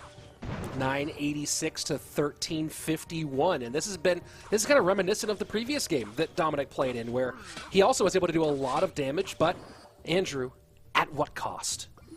Yeah, at what cost indeed, my friend. As maybe another lava comes up, and there it is. Really, really interesting, because it does feel like it is clone. And I do think, yeah, the dual lane pressure is really the only way to go, because these pile-ups on the right-hand side, he's not going to be able to break through. Yeah, it's interesting here as he does control the skeleton, and this has been all dual lane pressure. And Dom might once again kind of ignore this Miner, just trying to get on tower, but Snowball for the ghost skeleton spawns. Either way, look at this though. Miner getting things very close and almost tied up with a lava flying machine. Now Skelly Drags push on the right-hand side. Yeah, talk about threading the needle with that Lava Hound. Dom gets it in the exact perfect spot, but now has to deal with this balloon. Tombstone high, probably. There we go. And there's the Flying Machine. Should help clean it up enough to avoid death damage. And there you go. Miner, arrows, Snowball not going to do it. GG, well played. Yep. Dom knows Lava Hound exceptionally well. This has been his go-to for years of his Clash Royale career. And you saw there, just very calm, very cool, and making the right plays at the right time. Yeah, I mean, you basically took the words out of my mouth. I think that's the perfect way to describe it. Calm and cool is what you have to do when you're playing Lava Hound. You have to be willing to sacrifice that damage on the tower. Those naked miners coming on through, completely ignored so that you can start building that push. Because we talked about it for years, that Lava Hound by itself is not going to be enough to worry about. You got to get that miner in, you got to get troops behind whatever it is, and so many times newer players that play Lava Hound will be so worried about the defense that they'll just keep sending naked lavas down a lane, you know, without support, and that's never how you win a game. So always nice to see a good Lava Hound player do what they do best, which is take a ton of damage and then win the game. Well, the dual lane pressure was really valuable for Doom there as well. And you saw that last sequence, sucking out all the pieces that would effectively defend against that last Lava Hound push. So that the only answer was to snowball, and then the Lava Pups stay on the board, and when tanked for by the miner, they're still get that damage. So Bomb Tower wasn't able to clean up there. Arrows weren't able to get it cleaned up there. And, you know, that's one of the values of knowing all the different ways you should play a deck in various different matchups. And let's see if he looks like he's switching things up here against Legolas. Zappies, so crazy. It feels like for 6 months now, or maybe even longer, they've just been like firmly in the meta, and no one talks about them other than about like how good they are. And I think that's pretty cool. Never that they're too strong, never that they need a buff. They're just there, and they're like kind of a perfect card. And this could be a perfect push here, except for there's a bird. Yeah, bird coming down. I think that balloon should still get a shot. And it does. Wow, that's a big one. Early connection here, and I don't think... Wow, he goes RG aggressive. I was about to say I don't think he goes RG here yet, but he does, and it's all because that Phoenix just stayed alive a little bit longer, and that allowed him to get this big shot on the left-hand side. First minute 20 away, and lead to Dominic, but Legolas able to fire back.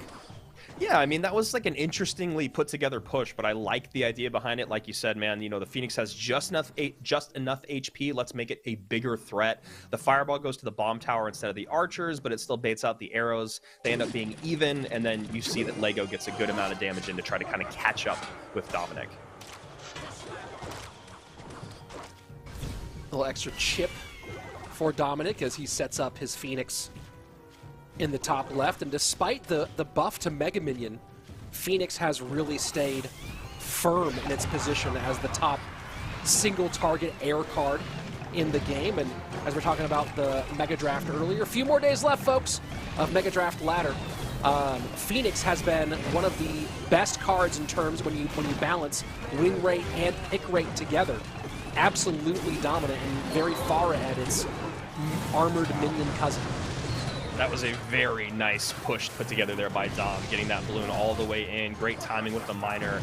And yeah, I mean, for 1 elixir more, why not just take the card that has 2 lives? It makes no sense. You know, the DPS is pretty much the same thing. It's only 1 elixir difference, but, you know, the conversation that you and I even had at the beginning of this matchup of dropping that Royal Giant in front of the Phoenix, that is not a conversation you have if you're playing with Mega Minions. So I don't know what the answer is to make Mega Minion more viable, but as of right now, I think it's only viable in a dual mode where you've already played Phoenix. And even then, I don't think it's the card to go to. Oh boy, and that's going to be the G and the G, Dominic. Now beginning to dominate here at our King of the Hill with his 4th win, and he's 40% of the way to that big $1,000 mark.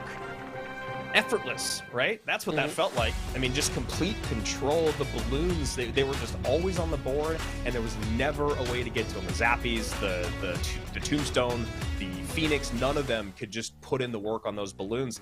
Again, that combo, man, the Giant Skeleton with the balloon, Giant Skeleton with anything behind it, whether it's Hog Rider, Balloon, or Royal Giant, still is such a tough thing to figure out here in Clash Royale.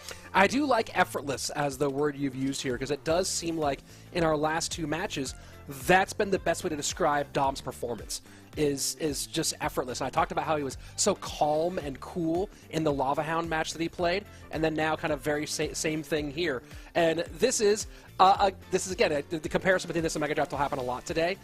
This is when you know a deck and know the matchups, it's very relaxing for a lot of people to know what to do in a given situation. And he certainly knows what to do.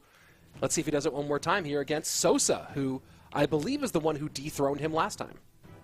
Yeah, I mean, if you want to learn how to do anything, you got to watch the people that are best in the world at it. And Dominic, when it comes to playing in the skies, he might be the #1 guy out there in the world right now. There's just not a lot of other of the biggest players that spend as much time, I think, up in the air as Dom does. And playing Miner, then Flying Machine, so maybe back to Lava here for Dominic. And a WoW comes out from Sosa. Maybe Sosa's surprised that he's going back to the skies again and maybe doesn't have a good matchup. We're about to find out what that WoW means. And there comes the lava with a bird right in response. And you see goblins here, and that's partially Sosa anticipating he's not going to be up against a Golden Knight. And And a Monk, okay. Here we go. Sosa busting out the Monk for the first time today. Going to get some good value here against those Skelly Drags, but I don't know if it's going to take him off the board. No, it's not. And he really would have liked it to do a little bit of work against those Lava Pups as well. Instead, now he's going to be down on Elixir, trying to spend his way out of this. And while the Skelly King gets pulled, yeah, look at that Phoenix. Exactly. Wow, so lucky that that Skelly Drag went up to the tower to kind of make that targeting go on the Skeleton Drag and then the Phoenix Egg instead of the Skeleton King. If it went to the Skeleton King, I think it would be game over. But Sosa stays alive, only down by about 700.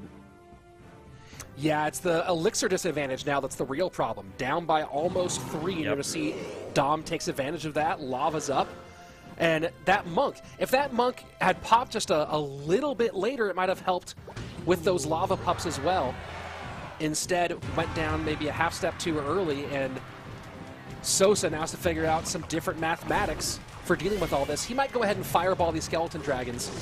I guess he's not going to. He's going to go ahead and try to reflect them and then maybe use Fireball and or the Bird to control these pups when they pop. Yeah, and this is exactly kind of what you expect Dominic to do, which is, you know, get the Lava Hound down and then use the Skeleton Dragons to deal with the Monk, and then you get the Flying Machine down, because the Flying Machine is the bigger damage dealer. Ideally, even, it would be the Phoenix instead of the Skeleton Dragons, then the Skelly Drags, then the Flying Machine. And look at, again, the dual lane pressure that Dom is putting on with these Lava Hound decks, and able to get so much damage on the right-hand side, while Sosa is still struggling to defend on the left-hand lane. Arrows clear, that miner will get it done, and Dom just hits a cool 500.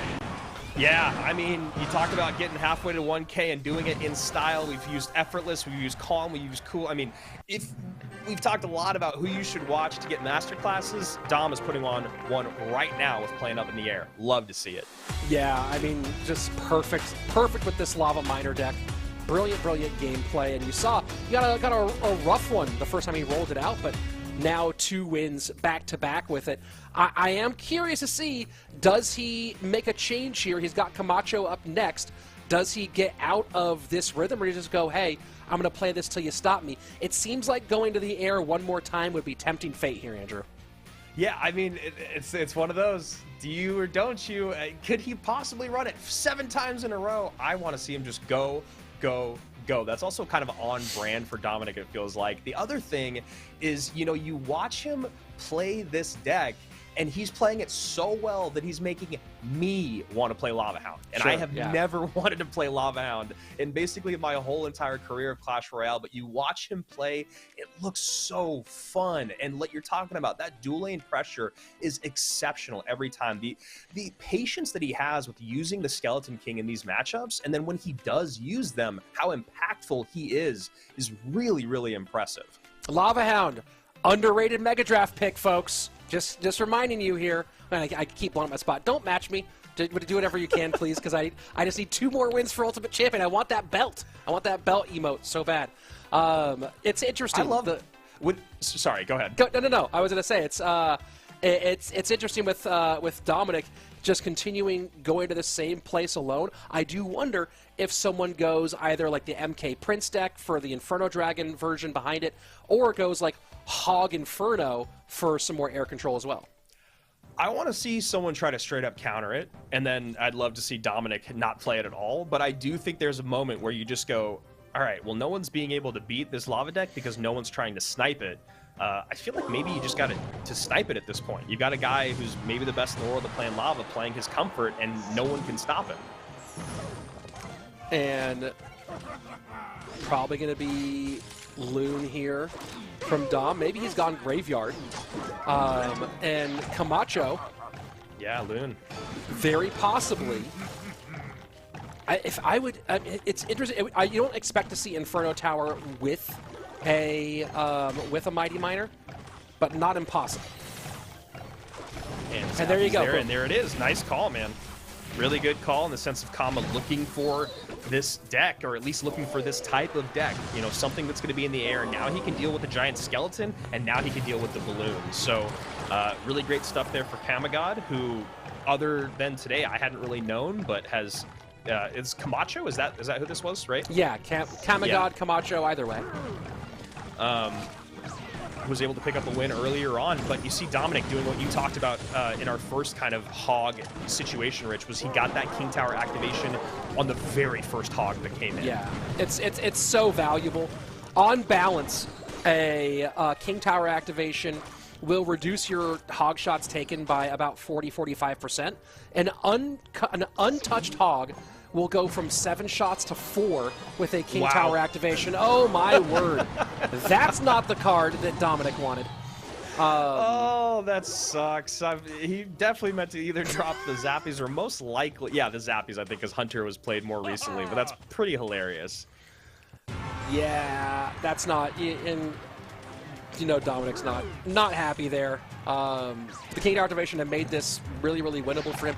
This is still a winnable matchup for him.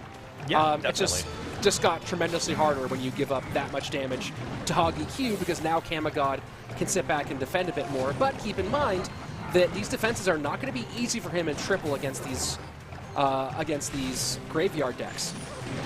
And the other part of it is that Hog Rider not going to want to go into the same lane every single time as these giant skeleton graveyard pushes. So, you know, we'll be curious to see if Kamagod does decide to keep doing that. He's going to play this hog right into that Hunter. Yeah, that snowball does get it done. And you're going to see, I think you're going to see that being the primary methodology here, snowball plus, to try to push back and then create counter push opportunities. And Kamagod going just with the log defense and not using EQ. Kamagod wanting to maintain that EQ on offense, and you take a look why, 1873 to 1722. Yeah, I mean, those EQs can be saved offensively or defensively in terms of dealing with those Zappies, you know, and this Ice Spirit is going to be great. It's going to allow a hog to get 1 hit, maybe even 2. There it is. Hunter stunned for just long enough, and the tankage by the Mighty Miner. And Giant Skeleton gets in deep. That's a lot that's not available. Zappies will need Snowball to stop that. They do get the Snowball. Hog Rider will not get a shot here. 1722 to 1873 remains our mark with under 90 seconds left in gameplay. That Inferno Tower is just putting in so much value time and time again for Kamagod. And the Ice Spirits, the timing with the Ice Spirits and the logs have been wonderful. 1346, chip away a bit more, 1288. And Dom just having the hardest time catching a break there. Would have loved for that Inferno Tower to get on top of one of the Larrys first, but instead goes to the Skeleton King. Had it gone to one of the Larrys, it would have probably been a substantial lead in Dom's favor, but we got a lot of time left. Final minute, Graveyard, anything can happen. Notice that nice little preemptive Hunter played on the right-hand side there. Just trying to stop the hog push before it starts. And now, big-time push on the left-hand side. Hog in, Snowball goes offensive. Fishboy wasn't played correctly, and wow, great defense from Dom, who takes the lead and is back to another Graveyard. But look out for the Musketeer. Snowball tries to push back. 2 Fishboys for the Hog Rider, and Dominic trying to put it on. Hog does not hit. And that King Tower activation right there, Rich, that's exactly what you were talking about before. Had that King Tower not been activated, that hog could have hit. And this hog actually gets pushed forward, and then the body block with the Fishboy.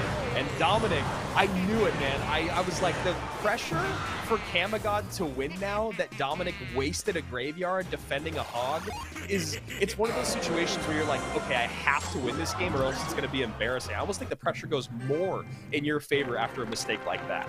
Yeah, and Dom just played that perfectly. And you talked about the early King Tower activation, making sure that was it. You know, this is a game where if you don't have that early King Tower activation, how many more of those hog shots, Daniel? Does that tower stay up? What's going on in that situation? And Dominic getting that one and maybe getting away with one here as he moves to, I believe, 6 total wins on our on this beautiful Wednesday.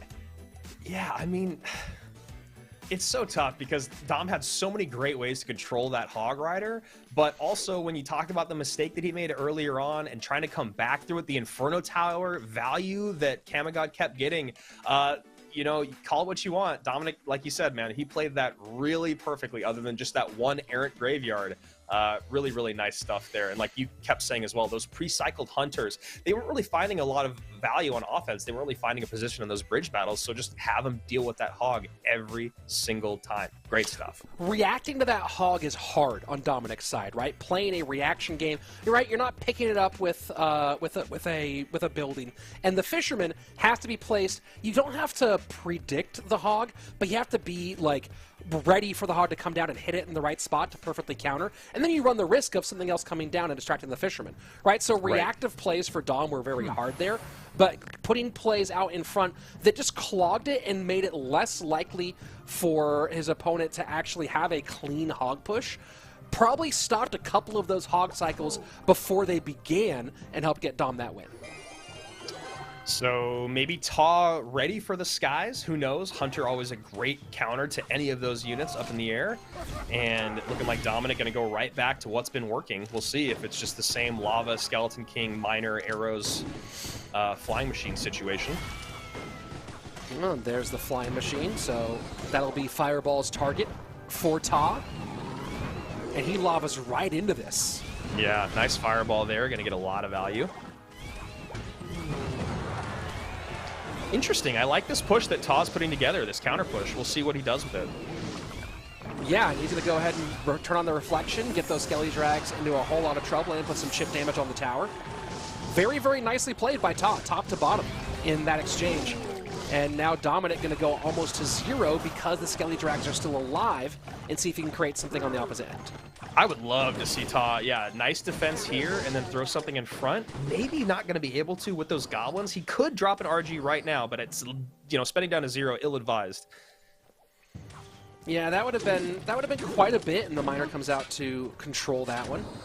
And now this is actually even better for him because he just got a 3 elixir advantage from the spend that Dom had to put onto that Hunter without a great response. As now you see building up to the left-hand lane. This will be a nice shot, yeah.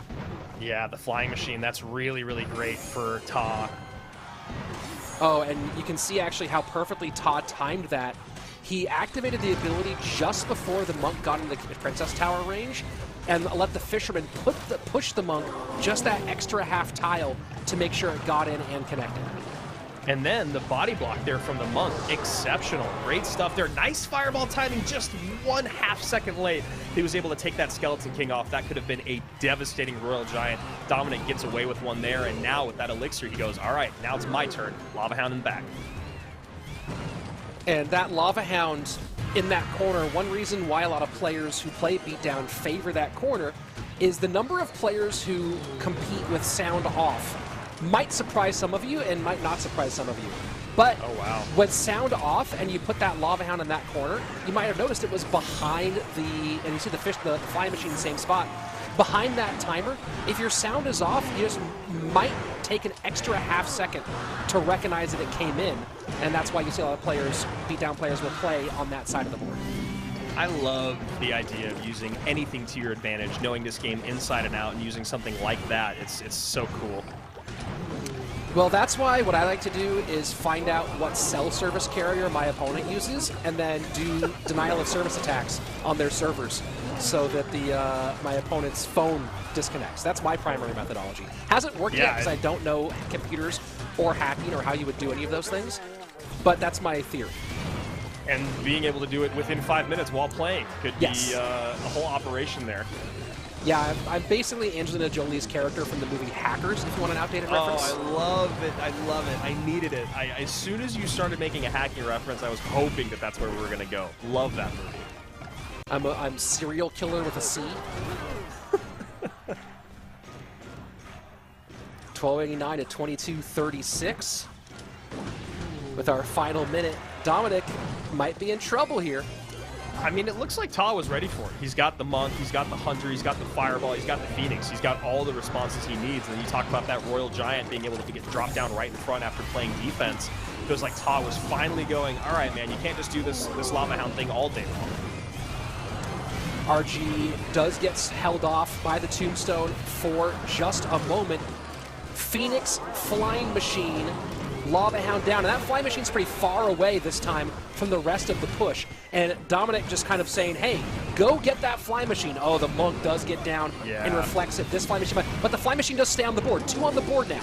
Hunter goes for the one on the left-hand side. Miner to the back, picked up by the Goblins. Arrow's not there to help it. And Dominic does have to give the good game here, knowing he has finally been caught out. There's just no way for him to deal with all the counters, especially the Hunter, right? At least the Phoenix gets up close, and you can kind of deal with the Phoenix with some of your, maybe Flying Machines, Skeleton Dragons, what have you. But that Hunter just sitting back, gets 2 of them on the board, just no way to get to it with just the arrows there. And Dominic, it's kind of exactly what you wanted to happen at this point, was that you wanted him to kind of keep running Lava Hound until someone made him not do it. And then you get someone who is as experienced and as talented as Ta, who just kind of snipes it. What I want right now is to go to an overpriced or an over-decorated video game arcade / skate park and go hang out for a while eating snacks. That's, I think, what I'd be into. The references keep getting deeper over there, folks. And I do see a question from Fep Lops in the YouTube chat. When do we see the bracket? We'll see that one after our next match, I believe. So we'll do a little check-in there and see where everyone is. It's not exactly a bracket. It's more of like a leaderboard of how much money you have. Oh, we can go ahead and show it right now. Let's see where everyone is on the money.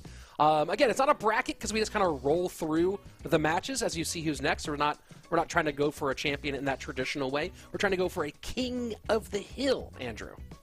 And right now, that king is definitely Dominic. He started off with 2 big wins, then had to go to the back of the line, comes out, wins 4 in a row, and now Ta picking up that second win. 675. Big wins. Only 1 win away is Dominic from tying last week. We'll see if he can come back in and maybe get to 8 wins. Could be tough, though, because he just goes to the very end of the line, which means 7 more matches have to happen before he comes back out. Oh, yeah, that's interesting. I'm trying to think of math-wise. I don't think he's capable of hitting... I don't think he's capable of getting to 10 now. I think that now the only way to get to 10 is if Ta right now goes on a big monster run. So let's see if he can get started off right here. I love the optimism there, and I'm sure Ta does as well. Ta, I believe in you. Just to make up for not believing in you 2 years ago.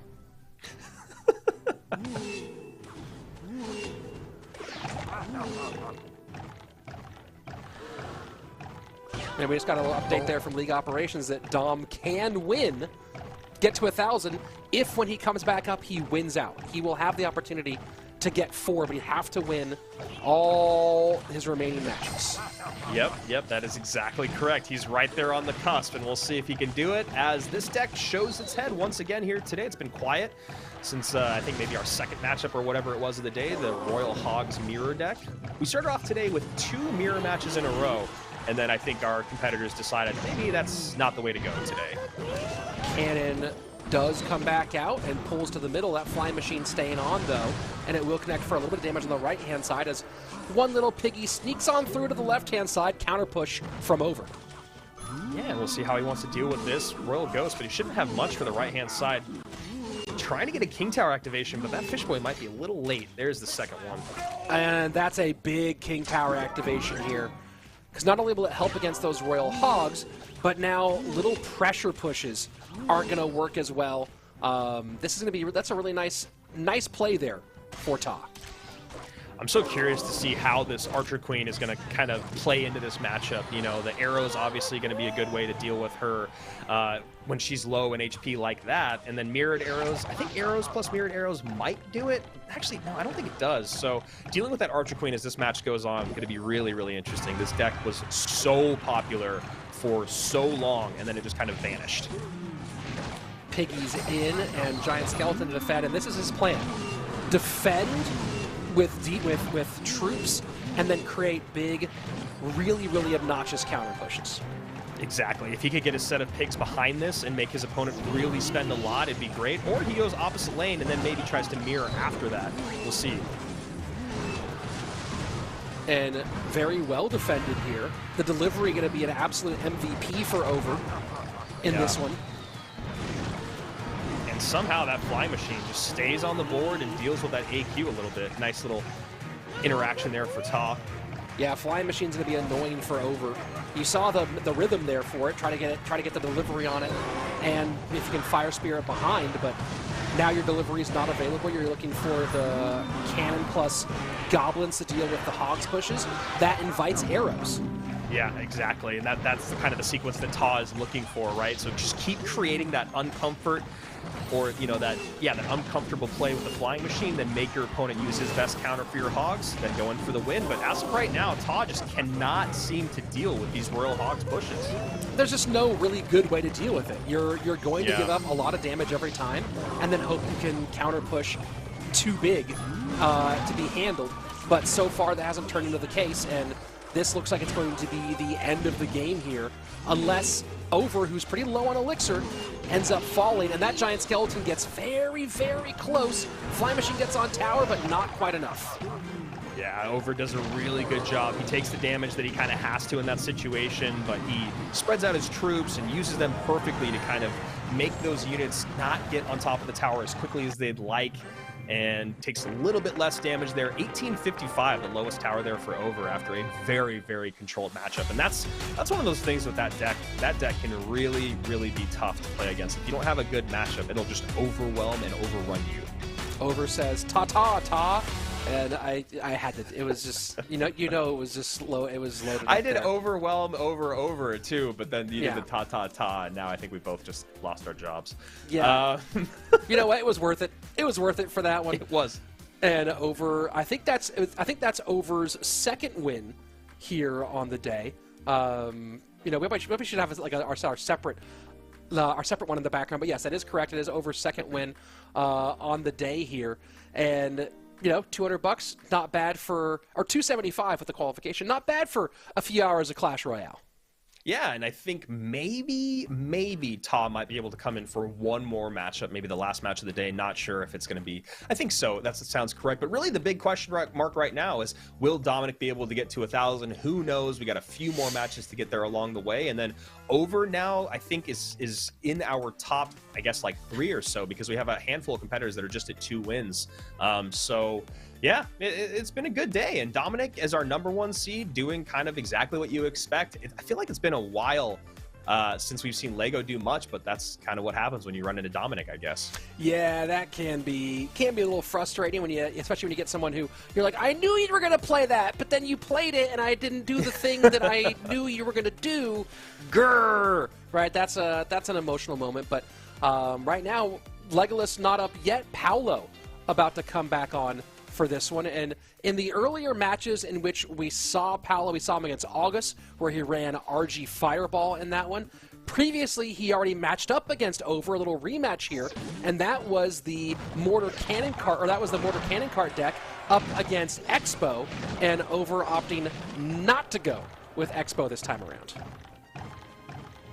And the Elixir Equalizer, as you coined that term on your broadcast the other day, has just been everywhere. That giant skeleton, just probably the most popular card of the day. Very possible, and Tesla from Over is a little surprising here. Yeah, this is the deck that I kind of been playing a little bit, although I did see that the other version that's out there has Firecracker instead of the Musketeer, but this is like a heavier Hog deck that really does fare pretty well, even though it takes a lot of damage here early on. But why Tesla instead of the more common Bomb Tower or Mortar in I this think matchup? Just because we're starting to see a little bit more air. I think that's really all that it is. And then also having stronger single target DPS. Well, in his 4th outing on the day, Paolo switching it up one more time. So we've seen E-Giant from Paolo today. We've seen Mortar Miner. We've seen RG Fireball, showing his depth in this competition today is Paolo. And the Flying Machine behind. Trying to test Over to see how he can get to it.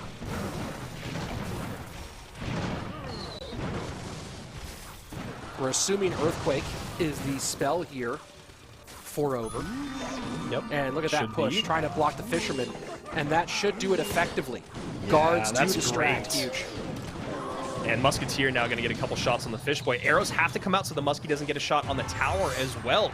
Great push there by Over. And then I love the cheeky Ice Spirit at the bridge when you know your opponent is down an Elixir. You know that they want to defend it, and it just makes them, it's just like an annoying play that is so great. And again, Hog guards push one more time. And this time he's going to get, this is interesting. This is a problem potentially for Over here. This is a huge counter push. There's a lot on the board. Those picks will get away. You're going to knock it back to their Tesla here and look at the mirror pigs to the right. And that Tesla is on the flying machine. So those mirrored pigs should get away to the right-hand side and just suck out more Elixir. And there you go. They get some good damage as well. And the lead suddenly has swung heavily to Paolo. Yeah, I mean, that was a really beautiful sequence. You saw the counter push coming in with the Giant Skeleton, the Royal Ghost, and the Flying Machine all in the spots they needed to be. You get those hogs down in front, and that's basically exactly what Paolo needed and has been trying to kind of replicate throughout this entire game. We'll see if he can do it again. 872 to 814, just like that. We're in an even race. I don't know what the 7 deadly sins of Clash Royale are, but I know the first one, and that's overcommitting. And we saw that a little bit here, and look at that. Hog gets fully body blocked, 872 to 756. And again, we're going to have a big push here, and then when this Tesla goes, watch out for those, watch out for those level 12 pigs on the right-hand side. You ain't stopping that. No, sir. That was beautiful. I loved that sequence. A couple of them in a row from Paolo. Rich, you were saying the body block putting in work for that Hog Rider. That was really the key moment of that last push. That body block just stacking units on the board. Huge counter push to deal with. And if there's one thing that Hog Rider deck cannot deal with very well is a massive pileup at the bridge. You only have single target DPS. Your Mighty Miner is not a big enough tank. The bomb usually won't go off in time with that much DPS and the Zappies there. So just great stuff from Paolo, not losing his footing even though he was down by a mile early on. And you're running Tesla. So now your only thing that even is sort of splash damage is a log, right? So with how popular pigs are right now, I understand the idea of trying to go Tesla to hedge against some sort of air attack, but you haven't been getting a whole bunch of air from Over, right? So it's one of those ones where I think are from Paolo. So it's one of those ones where it's like, hey, maybe Tesla wasn't the right call in this situation. Either way, Paolo takes over as our current king of the hill.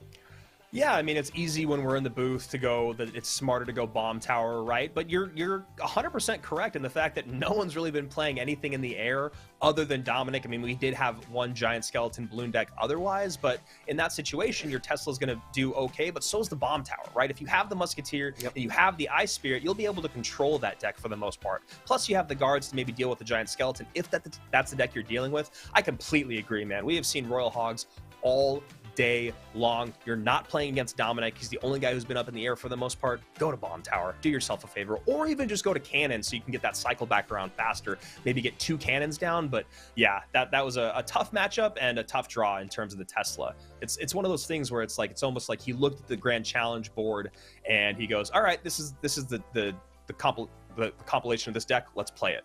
Well, we'll see if Paolo can put together some more wins, put himself on an actual win streak. But in just a couple of minutes, we'll be right back. Don't go anywhere.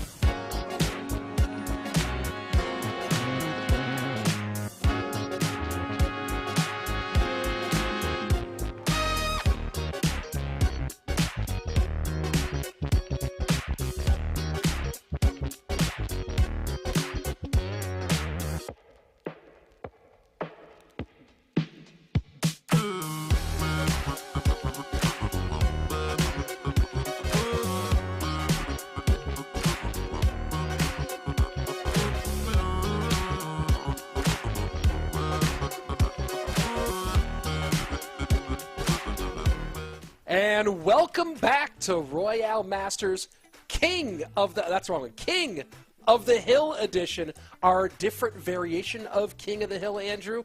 And, you know, there's a lot of these competitions that are really like aggressive and serious and very esportsy. This is a little bit more fun, a little more chill, but certainly we've still seen some really phenomenal action.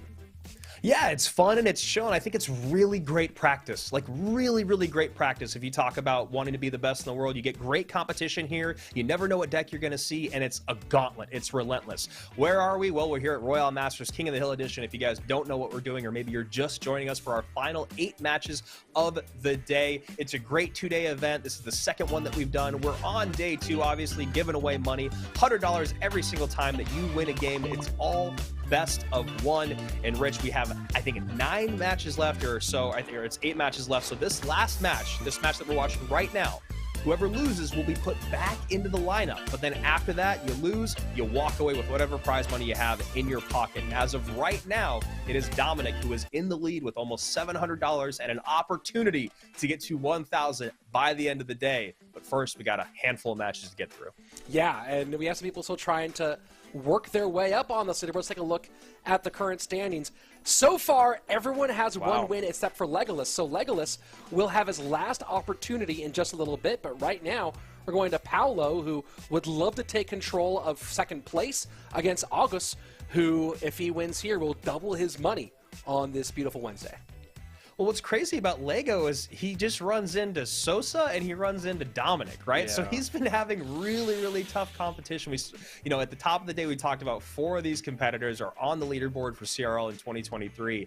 And unfortunately for Legolas, he just keeps running into one of those top competitors, so he does still have one opportunity. Honestly, very, very surprising that he didn't pick up a win today, but that's also kind of the tough thing about this gauntlet, where you lose and where you lie.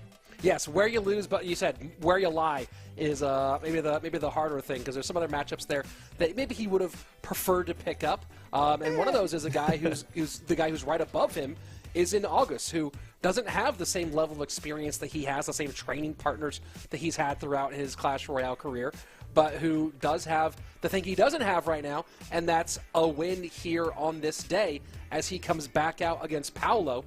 And speaking of what we've seen from Legolas so far, he already beat Paolo earlier today in a Royal Giant Fireball Mirror match.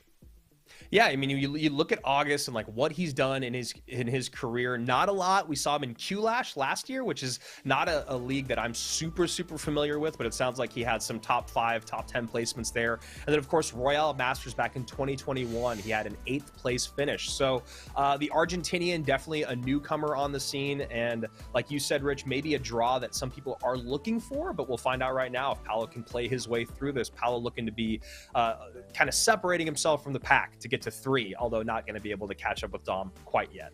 Yeah, and I mean, the big thing for Paolo so far has been deck variety, right? So far, we have seen him run a whole bunch of different stuff. We've seen him run Hog's Mirror, we've seen him run Royal Giant Fireball, we've seen him run Mortar Miner, we've seen him run E-Giant. So I'm curious to see if he goes back to one of those ones or he keeps that switch up going. On the other side of things, August has also been had a nice variety of really central meta decks running Mirror Pigs, RG Fireball, and Minor Giant Skeleton Loon. But 2 of those were losses to our leader, Dominic. Yeah, and I think one of the things that we've learned today is if you're playing against Dominic, then maybe you think a little bit more about going to the skies. But if you're not playing against him, maybe just play Bomb Tower. Seems to be the dominant building of the day. We've seen a lot of Pigs. We've seen some Royal Giant. And there, of course, we see the champion who isn't a champion, the Giant Skeleton. That's right. Truly is a champion. I don't know when that card will ever be changed or if it will ever be changed. I'm not even asking for it to be, but still, it is just incredibly dominant. It might also be just another perfect card, kind of like the Zappies. And I think really maybe the biggest difference between the champion is it doesn't technically have an ability, and there's no 3-card cycle. Other than that, you know, it's so strong, it's great value for the cost. And as we talked about this, the term coined the other day, the Elixir Equalizer, where it's so good at making up massive Elixir deficits, especially in the right matchups. Yeah, and you talk about those matchups like Lava Hound, like Royal Giant, like Golem, you know, whatever it is. When there's a big pile up at the bridge, that Giant Skeleton, the greatest moment for it to equalize is cleaning up all those troops behind it. So Mirrored Piggies once again here from August, and yeah, I mean, we've seen up and down success. I'd say maybe like a 33%, or no, it's got to be lower than that, win rate today with the Mirrored Piggies. Maybe only a couple wins out of maybe being played 5 or 6 times. And you see August there trying to make sure you can get some value out of the Royal Ghost beyond just the counter. That would have put him down by a fairly significant elixir margin had it gotten killed, and instead it's able to force out the Monk from the other side. As we go into double elixir here in a couple of moments, August holding on to the lead against the guy he already defeated one time in this matchup, and now starting to put together a good push. That's lots of fireball value there at the bridge, and gets a lot of it, but the flying machine gets away, and the Monk doesn't pick up. That might be GG. That's really tough. I mean, obviously the Hunter comes down to stop the bleeding, but then the Hunter is now in front of the Monk, so this offensive sequence just kind of falls by the wayside. Really, really great push there by August. Yeah, that Monk did not do what it needed to do, and the Hunter got completely evaporated. And now back to the same thing one more time. And you see this time August going with split pigs in the middle, knowing he can get some dual lane value there and make that fireball have to make decisions.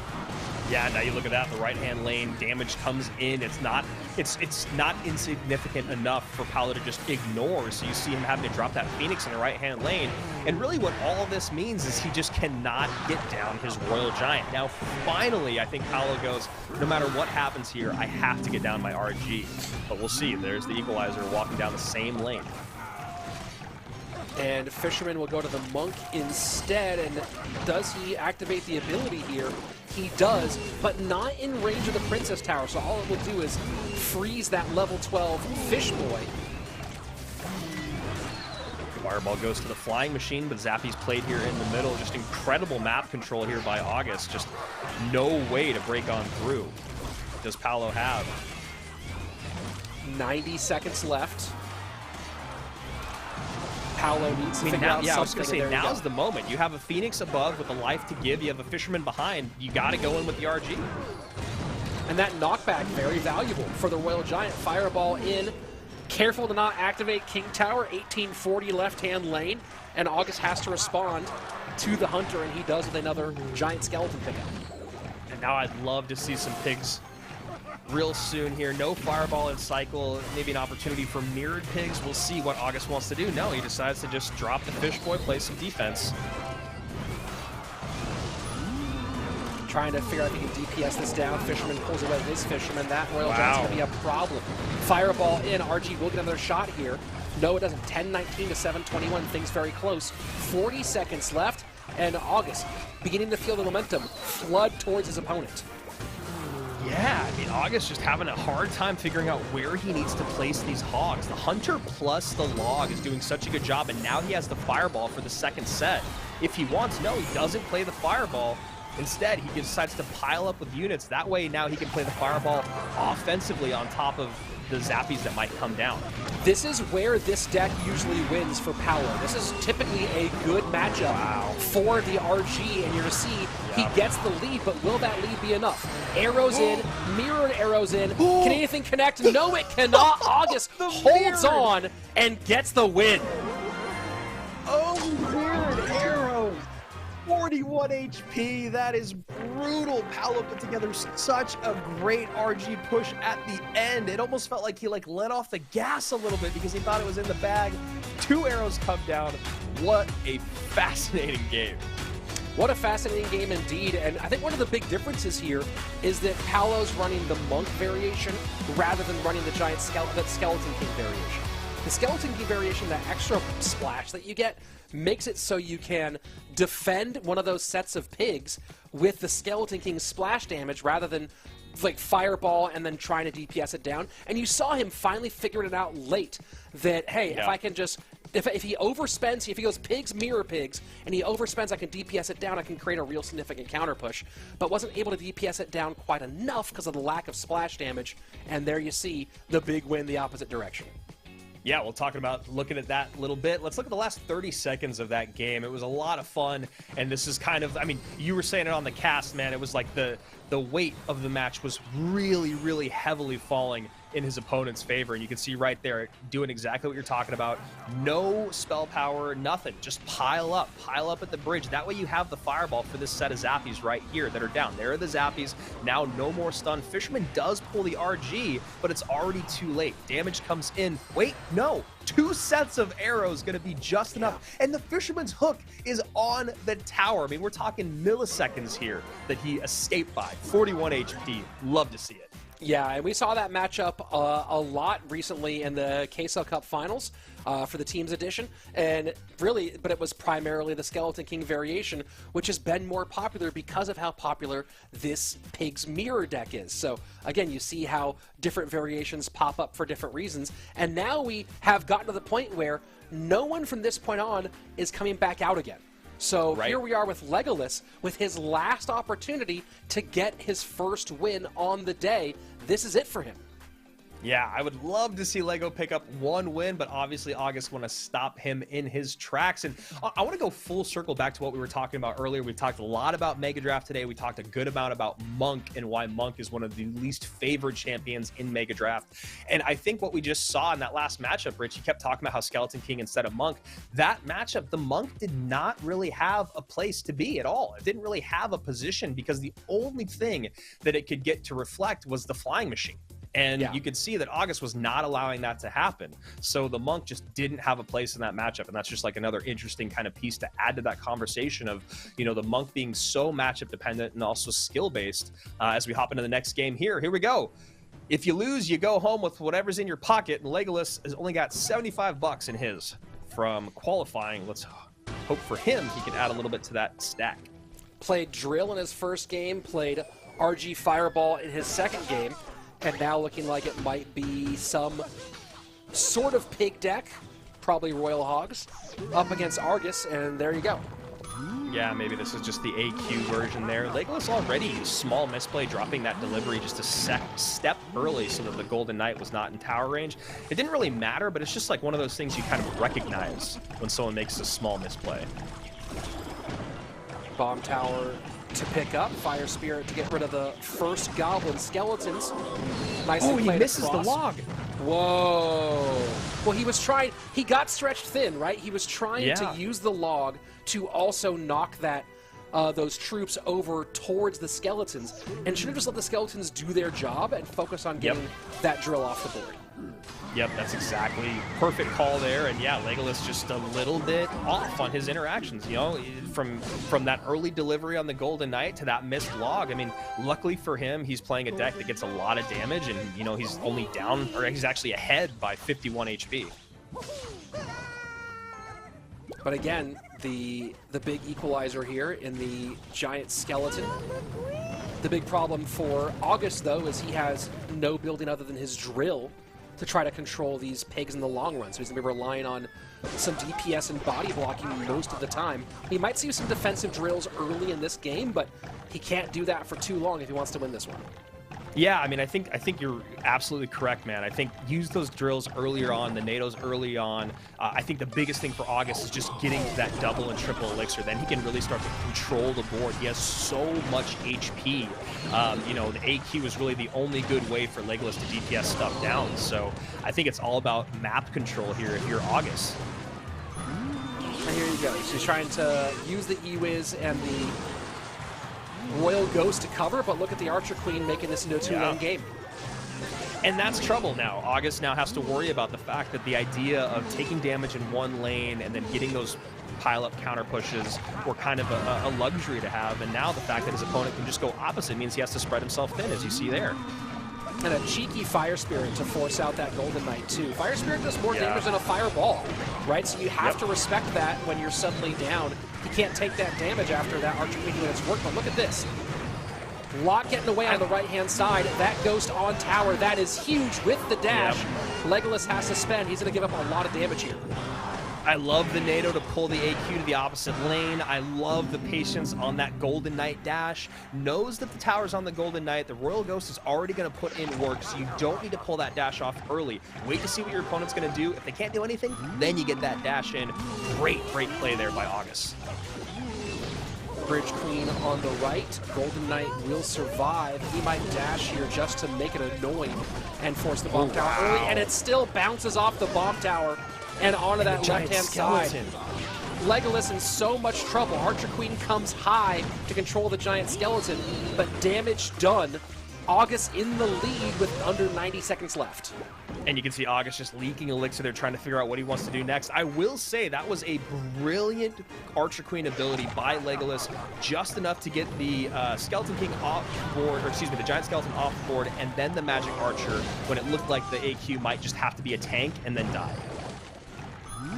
And he might try to get past this Royal Ghost here with some pigs. Has to control with the skeletons and does not do a great job with it. Wow, the micro here just not on point for Legolas. Yeah, I mean, that's really all it is. He's just making these very odd micro misplays. And there you see the wrong lane for the delivery. The delivery goes down on the left tower instead. Probably should have dropped the delivery maybe at the bridge, but either way, somehow still stays alive there. But the interactions are just running wild here for Lego. Yeah, he might be able to hold off on this one. A bomb tower or delivery high. Pigs go to the left-hand side. Has to find something for these. The skeletons come out late. Deliver going to work on the right-hand side, on the left. Has to figure out something here in the middle. Pigs go down right into the Magic Archers, and the Ghost being controlled for a second. Wow. But it's just all over here. August has too much going, and there's no way Legolas gets this one back. And that's going to be it on his competition today. You walk away with what you brought in, just like you visited a national park. Legolas with the bagel today. Yeah, first of all, incredible reference there. But secondly, great plays there by August. I mean, he did exactly what we talked about in single elixir, was really slow play it, try to control the board. He didn't actually have to use those drills defensively, which was really nice for him.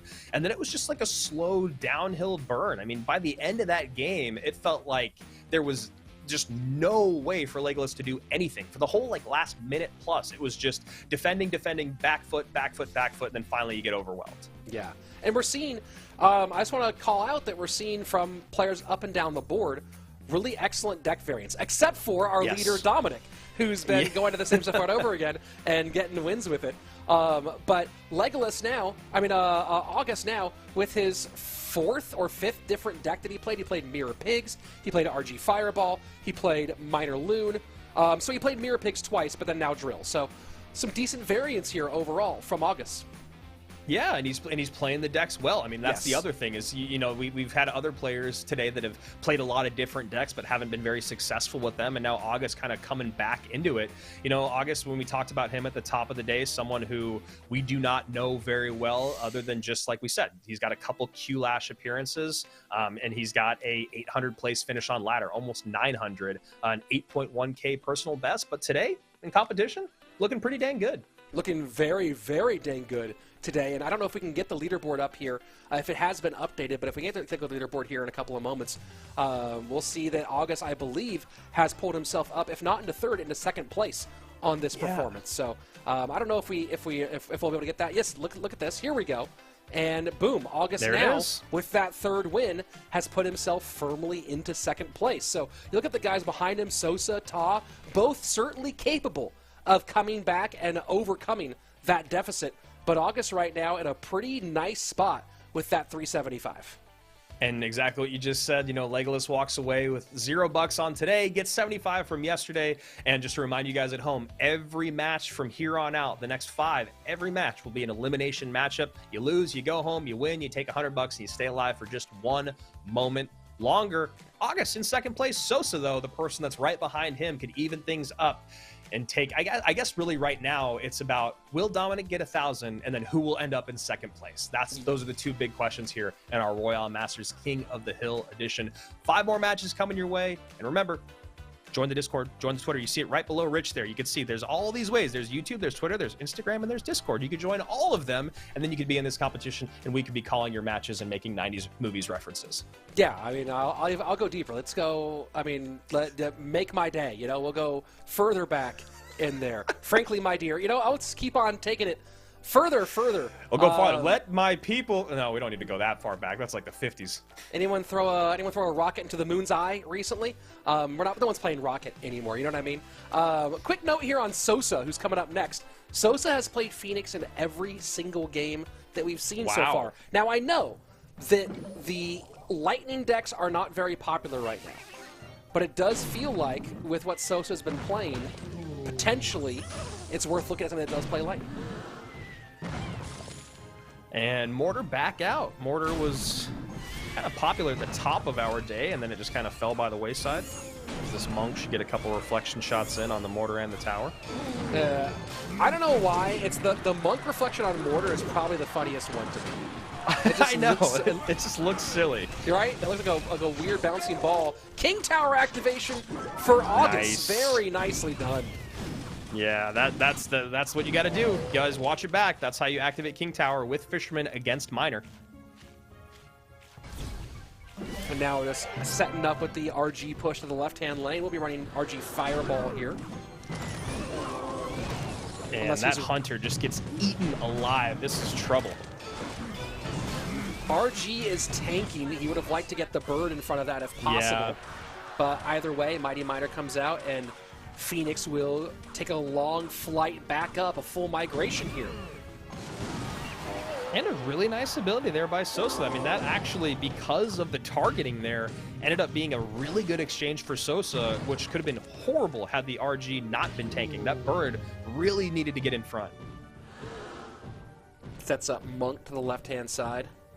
Does our current second-place finisher, who, with the number of matches left, I believe he could take first if he continues on the run that he's on. Dominic will have something to say about that, of course.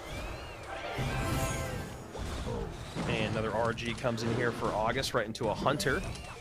And Hunter gets pushed back, so it stays alive. Pretty nice there. Oh, and the bird pop almost with the log was enough to get that Hunter off the board. Not quite. Either way, good damage in. 1631 left-hand lane, so 400 and change is the lead right now for our King of the Hill. Yeah, I mean, this matchup can start to get really, really tough because, you know, those poisons might have to start coming down on top of the units behind the Royal Giant. The biggest thing here for Sosa is just about really immaculate defense and then minor chip damage. I think that's basically all he can do for the rest of this matchup. That lightning, though, is going to make things a lot more difficult. And so he is running lightning. I thought he was running Fireball once again, as this deck typically has, but running lightning, a really smart call. Again, Sosa has now played Phoenix in every single one of his matches. So now you have lightning that can counter the Phoenix, that can reset the Mighty Miner, that can also counter the Hunter. This was a great pick by August. And take the Mortar off the board. There's just so much that it can do. So now you see Sosa going, all right, well, if the Mortar can't be used defensively, maybe I need to use it offensively and get hyper-aggressive.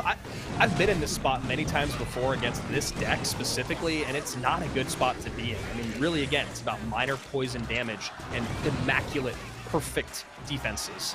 And August just trying to cycle back to an RG behind this Monk. Instead, he's going to go Hunter to clear the Phoenix as that comes out and just go for reflection damage.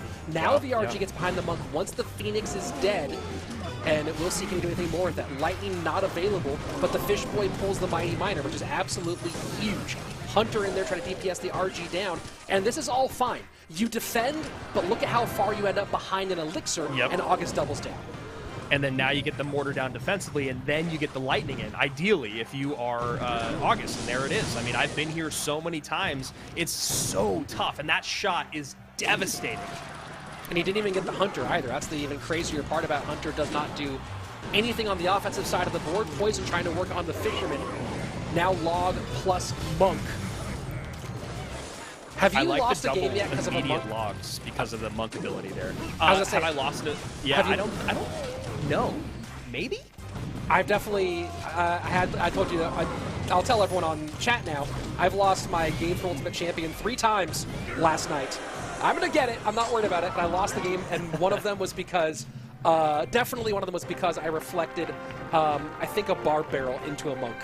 And it hurt my heart so hard.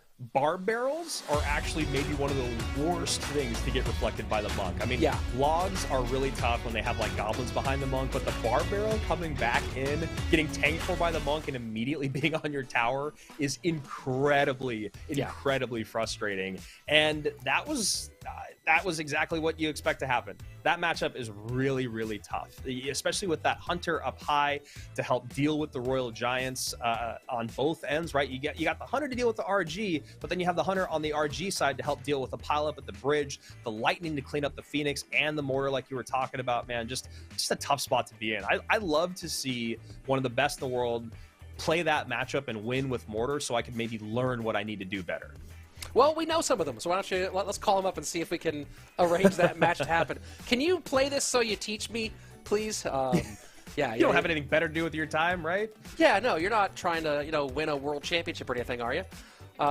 Man, I'm still stuck now thinking about that bar barrel reflection. I was trying to get to a Mother Witch behind the monk, and I thought I'd waited long enough, and I dropped it just like a half second too early, and it reflected, and there went Ultimate Champion. I'm getting that emote. I swear I'm getting it.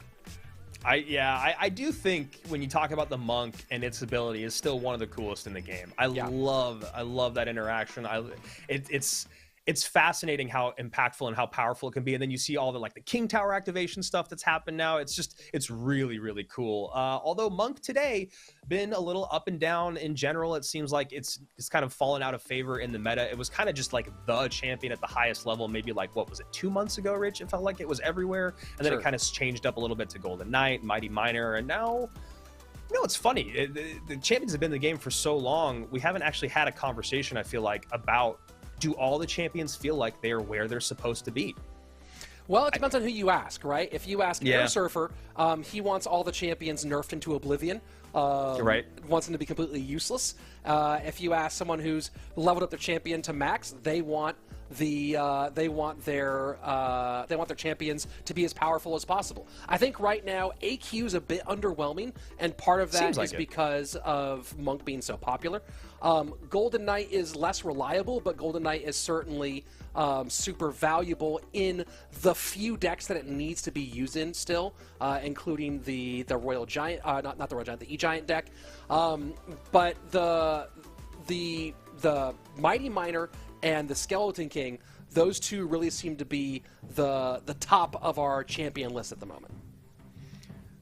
August, top of your screen, comma at the bottom. August is now finding himself in a very good position as we see a Tesla and Skeleton cycled early. Is this Expo once again? We'll find out. And it is. Holy moly. Wow. Come on. And you're playing into Hoggy Q Mortar? Yeah. Not good, man. Not good at all. Yeah, that's a choice. This is just one of those situations where if you're August, you only lose by overcommitting, and there should be no way around it. I mean, Kama has to have like 4 predictive plays in a row to get that Expo on tower.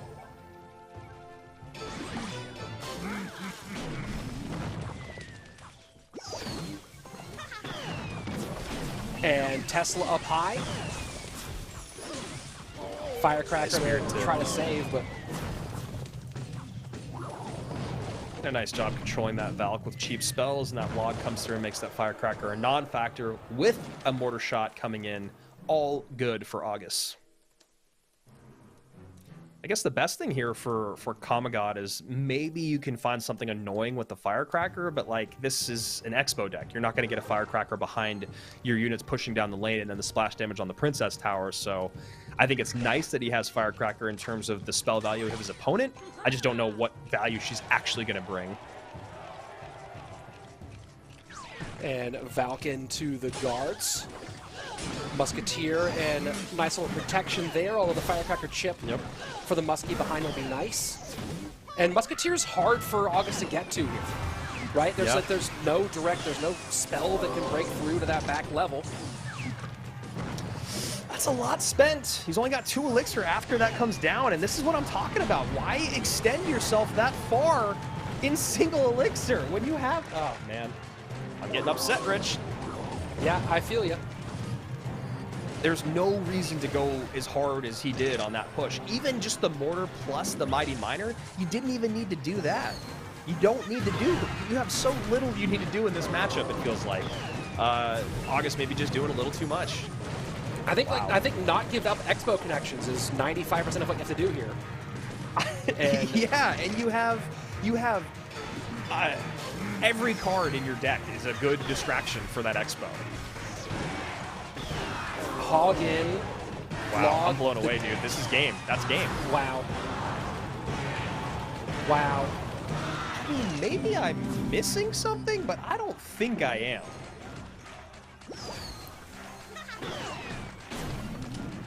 Yeah, I got to look at the matchup conversation on this afterwards on Royale API, because this just feels like it. I mean, it feels like this should be for Hog EQ. Feels like it should be for Hog EQ more. But and also, where's the Mighty Miner? I feel like I haven't seen him come down in forever. I'm shocked. He played it on one Expo beforehand, but then got picked up by the Skeletons and didn't have his loggers EQ to clear. And wow. And then he goes Hog in front of Mighty Miner opposite lane. Well, hey, look, August won some good cash, walked away with a decent day. I just am a little taken back by what we just saw here. And Kamagod getting back in the winner's circle one more time. And you may have seen on the right-hand side, there were only 4 names left here. So that's who's left for Kamagod to try to get through. And coming up next is the last one who has a chance of breaking the record of $700 for one of these events and potentially going for the full 1,000. Dominic up and hoping to go a clean 4-0 to finish things out. Well, if anyone can do it, it does seem like it's been Dominic today. The one time it felt like he was in a very bad spot was when he ran into Ta, who basically goes, all right, I know what you're going to run. I'm going to run a direct counter to it, or at least a very strong counter to it. That's the only time Dominic struggled. And that was also because of exactly what we were mentioning is he's just like, all right, I'll just run this Lava Hound, Miner, Arrows, Skeleton King deck over and over and over until someone makes me stop doing that. But to go back to that last matchup, man, I'm still blown away. All right, I got to look here. What is the matchup percentage? I mean, with 7 or more, it shows that it's pretty even, but still like a 60-40, like 56-44. 6 or more, it's a 63-36. There's not an exact matchup, but because I think of the Firecracker specifically, that's a mortar win. That game should be a win for that deck. But well played by Kamagod. The Firecracker's an X factor in that matchup, right? The Firecracker being so impossible to get to with that Hog variation. So you got to wonder how much. I'd be curious about what a Hog player says about that with the Firecracker. You still feel like Mortar, Hog, EQ should be sufficient, but you can Fireball, log off Musketeers when they happen. That's outcycling you on occasion. So we saw either way, Kamagod did a great job and got a big win. Yeah. He really did. I mean, there was that one moment when he drops the Expo and his opponent only had, I think, 6 Elixir. He plays the Mortar, Fireball comes down immediately, and that's what you have to do as an Expo player. I mean, Expo not super viable in competitive scene, but every now and then we get a fun win, I guess. It's the only time I'll say a fun win with Expo is when I'm watching it instead of playing against it. Yeah, I think that's the big thing, right? Is Expo, in my opinion, is far more fun to watch than to be involved with. Now, of course, there are people who are diehard Expo players. It's one of the more popular all-time free-to-play friendly decks. So obviously, the people are Expo for life. But I certainly enjoyed seeing it from this side of things as Doom comes out and does something totally different here with the Wall Breakers.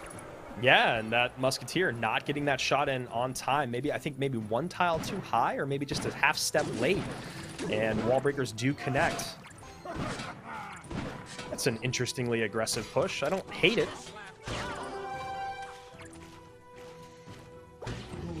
And going back to central meta here is Kamagod this time rather than trying to make magic out of Expo again. Yeah, and then Dominic going to maybe a throwback Wall Breakers deck? Oh, no, okay. All right, there we go.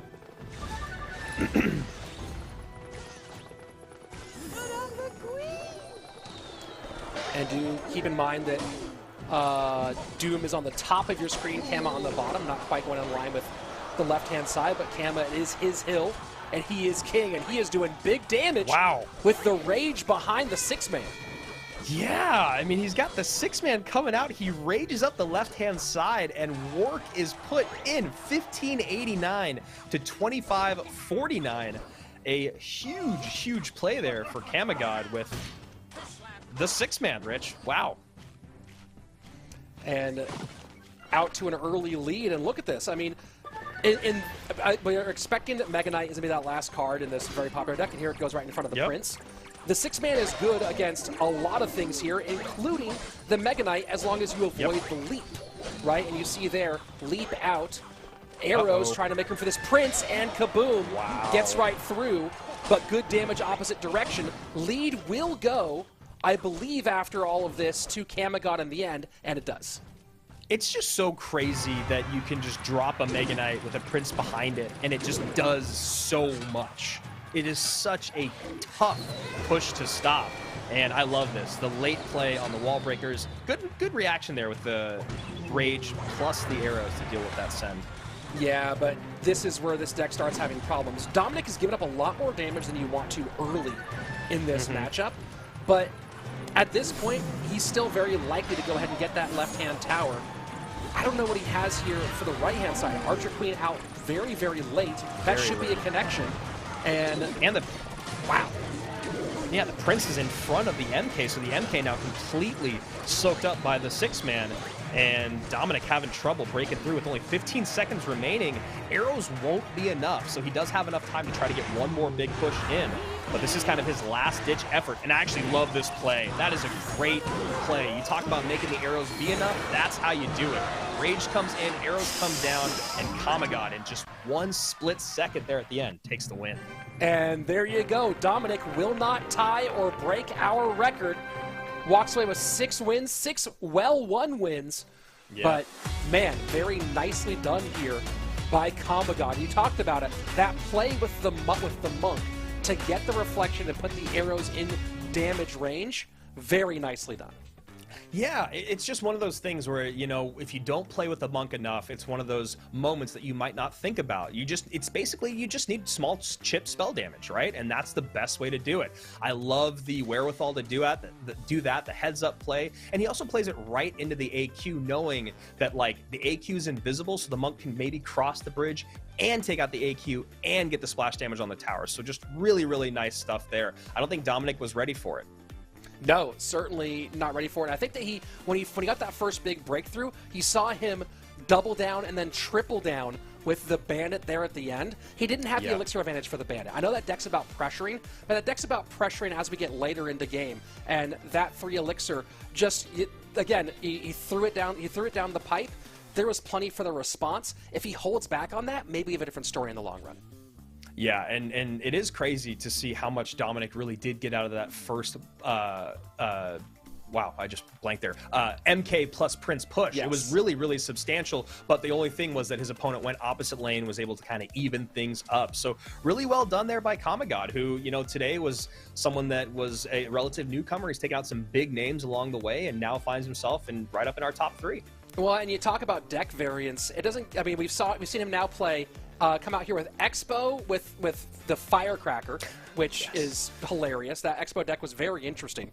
And then on top of that, 6 Loon Monk Rage. So Kamagod at this point just getting creative here and trying to get big wins to round out our day. I'm very curious to see what he rolls out in this next game. Yeah, that matchup too, that last game, I mean, that was perfect for Kamagod, so really nice stuff.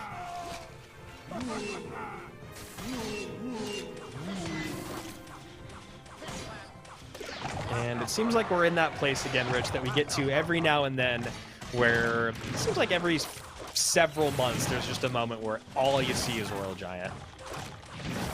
Yeah, it has its runs. It's a free-to-play win condition that gives you a ton of value, and that no matter what, the meta will find a way, right? There was RG Furnace for a long time, then the RG Cycle deck, like RG EQ for a little while. This is going to be Pigs versus potentially Graveyard here. Graveyard, But RG does find a way. And I see in the chat someone coming out, 6 men. Yeah, the 6 man was named, where that name comes from, that nickname for the Royal Recruits, comes from a match between Jack and I think it was Razor at the time during the No-Till Worlds. Jack was trying to give his ban card, and he didn't know the English word, Jack, the Japanese hog player, he didn't know the English word for the Royal Recruits, and he said 6 man to give his ban, and no one knew what he talked about. And then it was Razor who said he means Royal Recruits. And ever since then, 6 man has been one of our nicknames for the recruits. Probably my favorite nickname in the game for one of the cards. So yeah, you see at the top of the screen, Royal Hogs, mirror, bottom of your screen, going to most likely be either, I mean, it's definitely going to be Graveyards, so we're just going to wait and see on how they want to defend. The interesting thing with Mirror is that Mirror can actually do a pretty good job defending against GY, whether you mirror your arrows or whether you mirror your Royal Ghost. Big push on the right-hand side. Fisherman behind. The giant skeleton's getting pretty far away here. That fisherman is distracted. The snowball from Ta is brilliant, and that's going to be a massive connection. That fish boy did not know who to pull, and you know Kamagod was doing the right thing, just going, don't worry, rely on your interactions. The fisherman will turn once the units die, but Ta, great heads-up play, making sure everything was on the board to distract, and just like that, a game win. No win condition down yet. There we go. Just absolute wow. And you're playing Graveyard into a Mother Witch deck, which often you would feel kind of funky about. But, you know, when that giant skeleton gets away and the wherewithal of Ta to see that he had an opportunity to get that giant skeleton to stay on tower with the fisherman being totally distracted, just great opportunistic gameplay from Ta. Yeah, and I really like, too, that Ta, if you see what he did there, he didn't use the snowball to take the Mother Witch off the board. He just played cards and let her stay alive so he could cycle back around to the double spell to get his way out. I just like stuff like that. It's smart, you're looking ahead, you've got the calm, you know, you see that your opponent's about to do a full send to try to steal the game, but you did the correct thing, and you didn't spell early. Now you can get back, you can double spell, win out. Big win there for Ta. Yeah, that was very, very nice for Todd. I don't know if we have the leaderboards updated. Let's take a look at it because I do want to keep an eye on as people shift around. Great run overall for August to close out his day. It might be enough here for him to hold on to that second place spot. Yeah. Ta's in third, so Todd does have a chance to steal second place. I think he has to win out from this point forward. Yep. I think there's 2 more matches that can get him into 5 wins. So it does seem like, you know, Dominic is going to be the winner on the day. But the true king, the kingest king of the hill, still is Faust from month number 1. He was our 5th man out, but he was able to pick up 7 wins. And then if you talk about a leaderboard in the run of King of the Hill, Broken is the other player who's able to get to 6 wins, which is pretty crazy when you think about last week. We had 1 player with 7, 1 player with 6, and then the next closest person only had 4 wins. So a little bit more maybe one-sided or top-sided last month, whereas this week it looks like this month a lot more even throughout, other than Dominic running away with it. So Over and Todd did already meet once today. Both played Royal Hogs. One was Hogs Mirror, one was Hogs Archer Queen. So let's see. Actually, they met twice today, excuse me. They also played one more before that where it was Over playing Minor Loon Giant Skeleton versus the Minor Wall Breakers for Todd. Ooh, when a little Bomb Boy comes out, we're going to maybe see some E-Giant. We haven't seen E-Giant since the first match of the day when we saw mirrored E-Giant to very little success.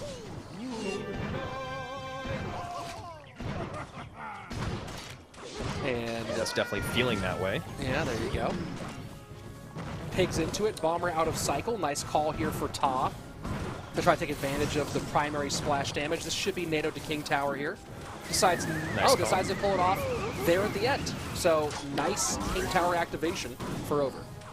And I really like the timing on that E-Giant. You saw it was perfectly placed by Over, like maybe 2 tiles behind the Princess and offset to the right one, so that it stepped up just in time so that the flying machine was in range of the Princess Tower. Really nice use of your tank there to kind of pull double duty. Over setting up with the Golden Knight in the corner. Minute 42 remaining as the big equalizer comes out for Top.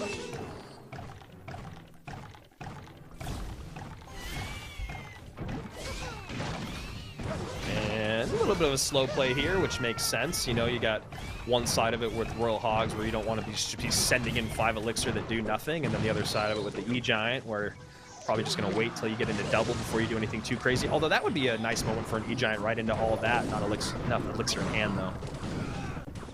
But you see the value of that King Tower activation, just giving up a little bit of hog touch, 2460 on the right-hand side. But keep in mind here, as you look at it, Toss so far, clean sheet on his side of the board. Yeah, and I actually don't know if I love this play. I mean, you're going to get some damage out of it. I mean, a good amount of damage in, but you've got a pretty big counter push to deal with here. Although, there he is, the great equalizer, Rich. And that's what Todd's relying on in this situation. Yeah. Rather than going opposite lane, he's going, hey, I can use this giant skeleton to clean up a whole bunch. Fishboy's in what a nice NATO. And the giant skeleton bomb does save a lot of the damage. Still, a good chunk taken back by Over. Yeah, but the Elixir advantage in Over's favor, the damage in that exchange went to Over, so you wonder, is this the moment where it's kind of the scales are going to start tilting in favor of Team Blue here at the bottom of your screen? We'll find out. That giant skeleton bomb did do a lot, and now, I like this. I like this a lot, actually, Rich. Double giant skeleton. Flying machine goes to the bomber. And I understand the purpose of that NATO. Yeah. But really will for it just the flying machine, but yeah.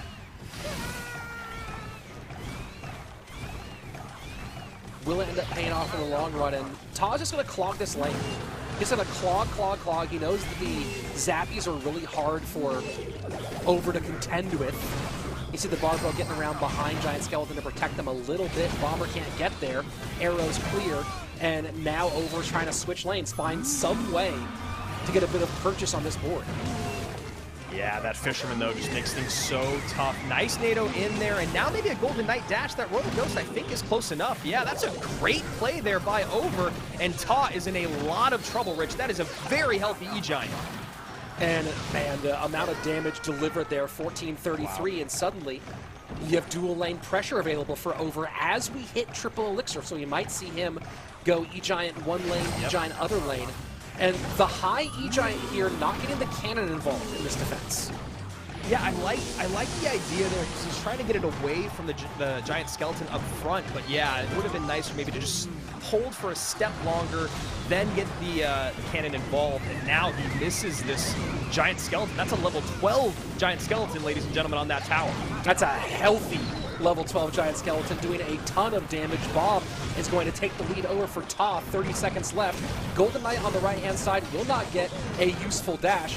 Pigs down on that right-hand lane as well. And this has just been a back-and-forth battle, slugfest between these two. Yeah, I mean, Over gets that one big send with the E-Giant, but I think that might be it, man. I mean, he did a good job of switching lanes and finding a good moment for it, but how are you going to do it again? The NATO back, the dash! What a beautiful NATO dash! Lightning. There is no way to get there in time. Arrows, mirrored arrows will not be enough. GG, well played. Over takes control as we go into our final match of the day.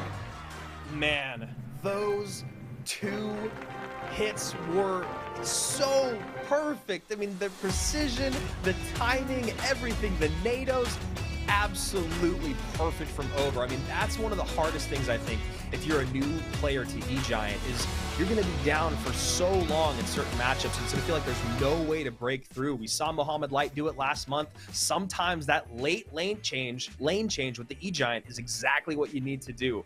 Wow, love it. Let's go take a look at the closing moments of that last matchup, as they were a lot of fun to watch. As I said before, this was a back-and-forth battle. Right now, Ta in a solid lead, and this E-Giant at the bridge, Bomber behind, Fishboy doesn't do what it needs to do, and then check this out, Andrew. Yeah, that NATO back, the placement on the NATO, you guys see the center point of that tornado is offset to the left, almost in the safe spot of where you drop the miner. That creates so much space that giant skeleton has traveled. Then the Golden Knight, I mean, you talk about the giant skeleton body blocking. The other thing is he's so big. He's so close to that tower. You are definitely going to get on tower with that dash. That was awesome. One of my favorite things about E-Giant. And, you know, hindsight's 20/20 here, but you see in those final moments, Ta not forcing any defensive elixir to be spent, right? So you don't see Pigs going... He had both lanes in danger. Don't see Pigs going opposite lane or going with like a 2-2 or a 3-1 push.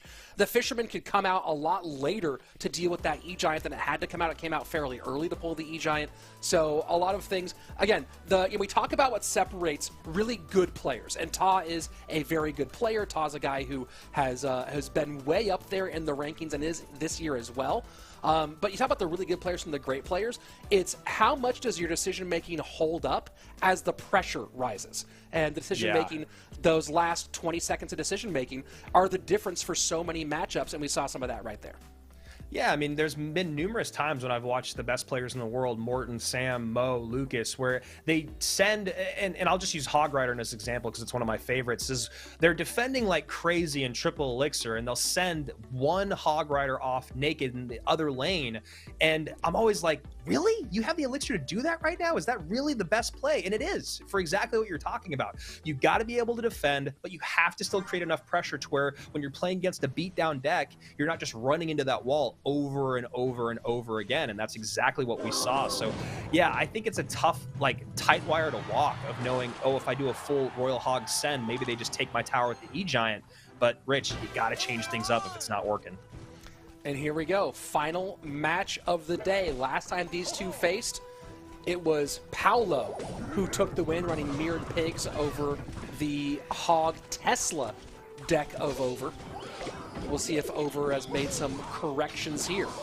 So far, he has not been able to get through Paolo today. Yeah, and he's maybe going, all right, I felt really good about what I just did, so maybe let's run that deck back. Interesting, he ran Tesla both times against Paolo. Wonder what he knows about, what he thinks about Paolo there. He ran Tesla with the Expo deck, obviously, and then with the Hog EQ deck. No Tesla this time, though. And I was going to say, the NATO should come in here. NATO does come in, and yeah, Knight comes down last second. I wonder if the NATO should have come in a step earlier, but I don't know if he had the elixir for it.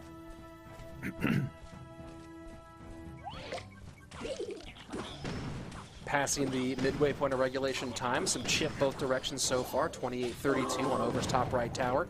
Add a little bit more to that with the log out of 27-74 against the 29-94. And Paolo just spell cycling aggressively here early. Yeah, this is a really interesting matchup because, you know, on paper it feels like Paolo should be able to control that E-Giant pretty easily when you talk about the mortar and the cannon, and you have the range damage from the cannon plus the archers. But also when you talk about late game pileups and getting to that Phoenix, it's going to be really, really tough for Paolo to get to the Phoenix when it's behind the E-Giant. And Mortar taken care of by the Phoenix gets some very important shots here. But this might be a NATO away situation. Yeah. There you go. Beautiful. Great call, Rich. I mean, you saw it coming from a mile away. That's a huge misplay there by Paolo. He's trying to bait out the lightning, or at least make it so that, you know, his opponent can't really... And wow, the cannon card actually connects. That is fascinating. Yeah, that's an interesting play when you're making that in double elixir and you don't have the cards to pick up the cannon.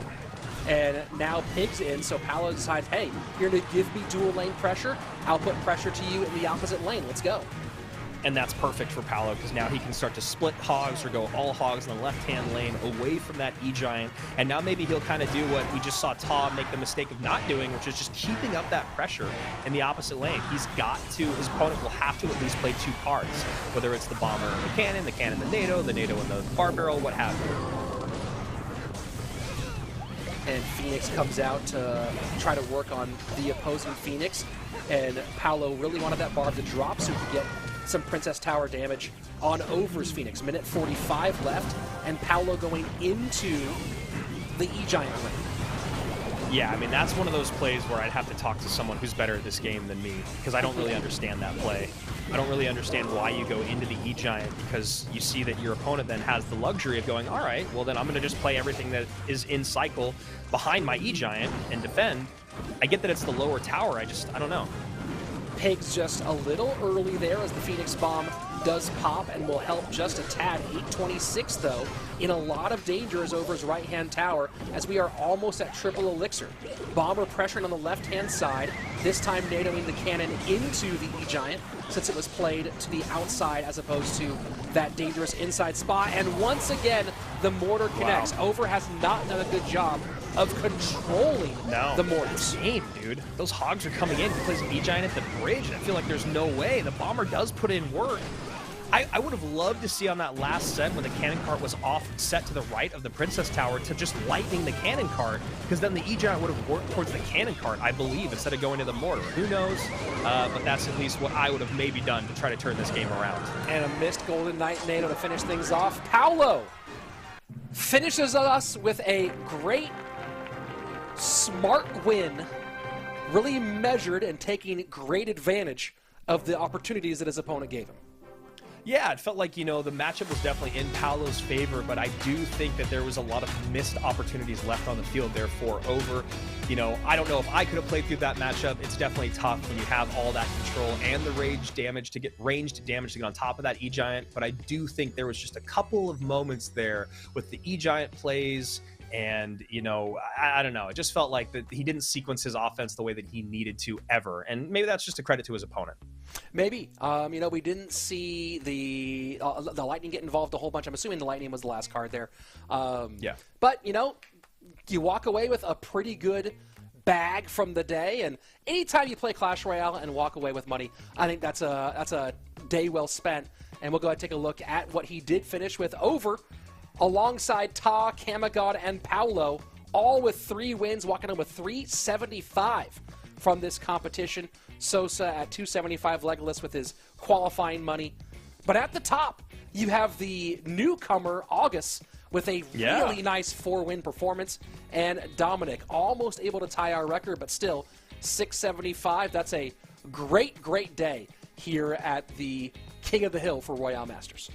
Yeah, talking about King of the Hill for Royale Masters, they're doing this every single month until November. $3,000 in that prize pool. You get $75 for qualifying, $100 every single time you win out. And maybe you will be the August of next month for the guy that we didn't know who you were, but we cast your matches all day long. You end up picking up some big wins. And of course, a big congratulations to Dominic, our #1 seed coming in on the day. He dominated, doing what he does best, which is playing Lava Hound, and you always love to see it. If you want to go back and watch this broadcast to go learn how to play Lava, probably a good thing to check out is Dom playing up in the skies. Yeah, he does a very good job of that. And speaking of Royale Masters, of course, it's not just this monthly King of the Hill competition. We have Summer Clash at the end of our June into July, which will be tons of different party mode tournaments. So if you want to have fun playing different types of Clash Royale, Summer Clash is going to be very interesting. And then our Royale Masters Classic tournament in the Masters duel format will take place this fall. So an entire year of Clash Royale here at Royale Masters that you can play in. Oh, and I love that Masters duel format. You can play the same deck if you lost with it, but you can't if you win. One of my favorite formats in all of competitive Clash Royale. And if you guys want to be involved with any and all of those events, like we said, they're loading up the calendar with things to do. Go follow along, subscribe to the channel, join the Discord. The Discord is incredibly interactive, incredibly informative, and there's so much communication from the people that are running the events in there. So join up, follow on Twitter, and of course, be here so that we can call your matches. For everybody here at Royale Masters, the production team, Andrew Guy, I'm Rich Slayton. We'll see you back here next month to find out if you can be our King of the Hill. This is Clash Royale Nightly News at Night. Good evening, I'm Rich Slayton, and this is Clash Royale's Nightly News at Night. Our top story, Royale Masters is back, and bigger than ever. And live on the scene right now, your Clash Royale Nightly News at Night correspondent, Slitch Rayton. Thank you, Rich. It was a thrilling moment a few weeks ago as we kicked off Royale Masters King of the Hill 2023, but it did leave fans wondering, what the deck? Is that it for competitive? And I can confirm now that the answer is nay. Royale Masters King of the Hill will be returning on the last Wednesday of every month, right up until Worlds. Isn't that just out of this world? Oh, that's Rich. I love that guy. Anyways, let's move on to our weather correspondent, Rich Dason, who has information on our upcoming seasons. For Masters, Hey, Rich, things are really heating up here, and I'm not talking about 5 minutes. Yeah, I'm talking about Summer Clash, the 2-weekend event where various party modes are gonna be played all throughout Clash Royale, and a whole big old prize pool of $20,000 on the line that you can get a piece of right there. So don't you worry, that elixir's gonna be flowing all summer long. Well, Rich, I know I'll have plenty of elixir, and it wouldn't be a proper season of Royale Masters without a full season of the classic Royale Masters tournament. Well, stay tuned for all the news and updates on Masters, and of course follow Royale Masters on Twitter and join the Discord server so you can get all the updates as these events draw near.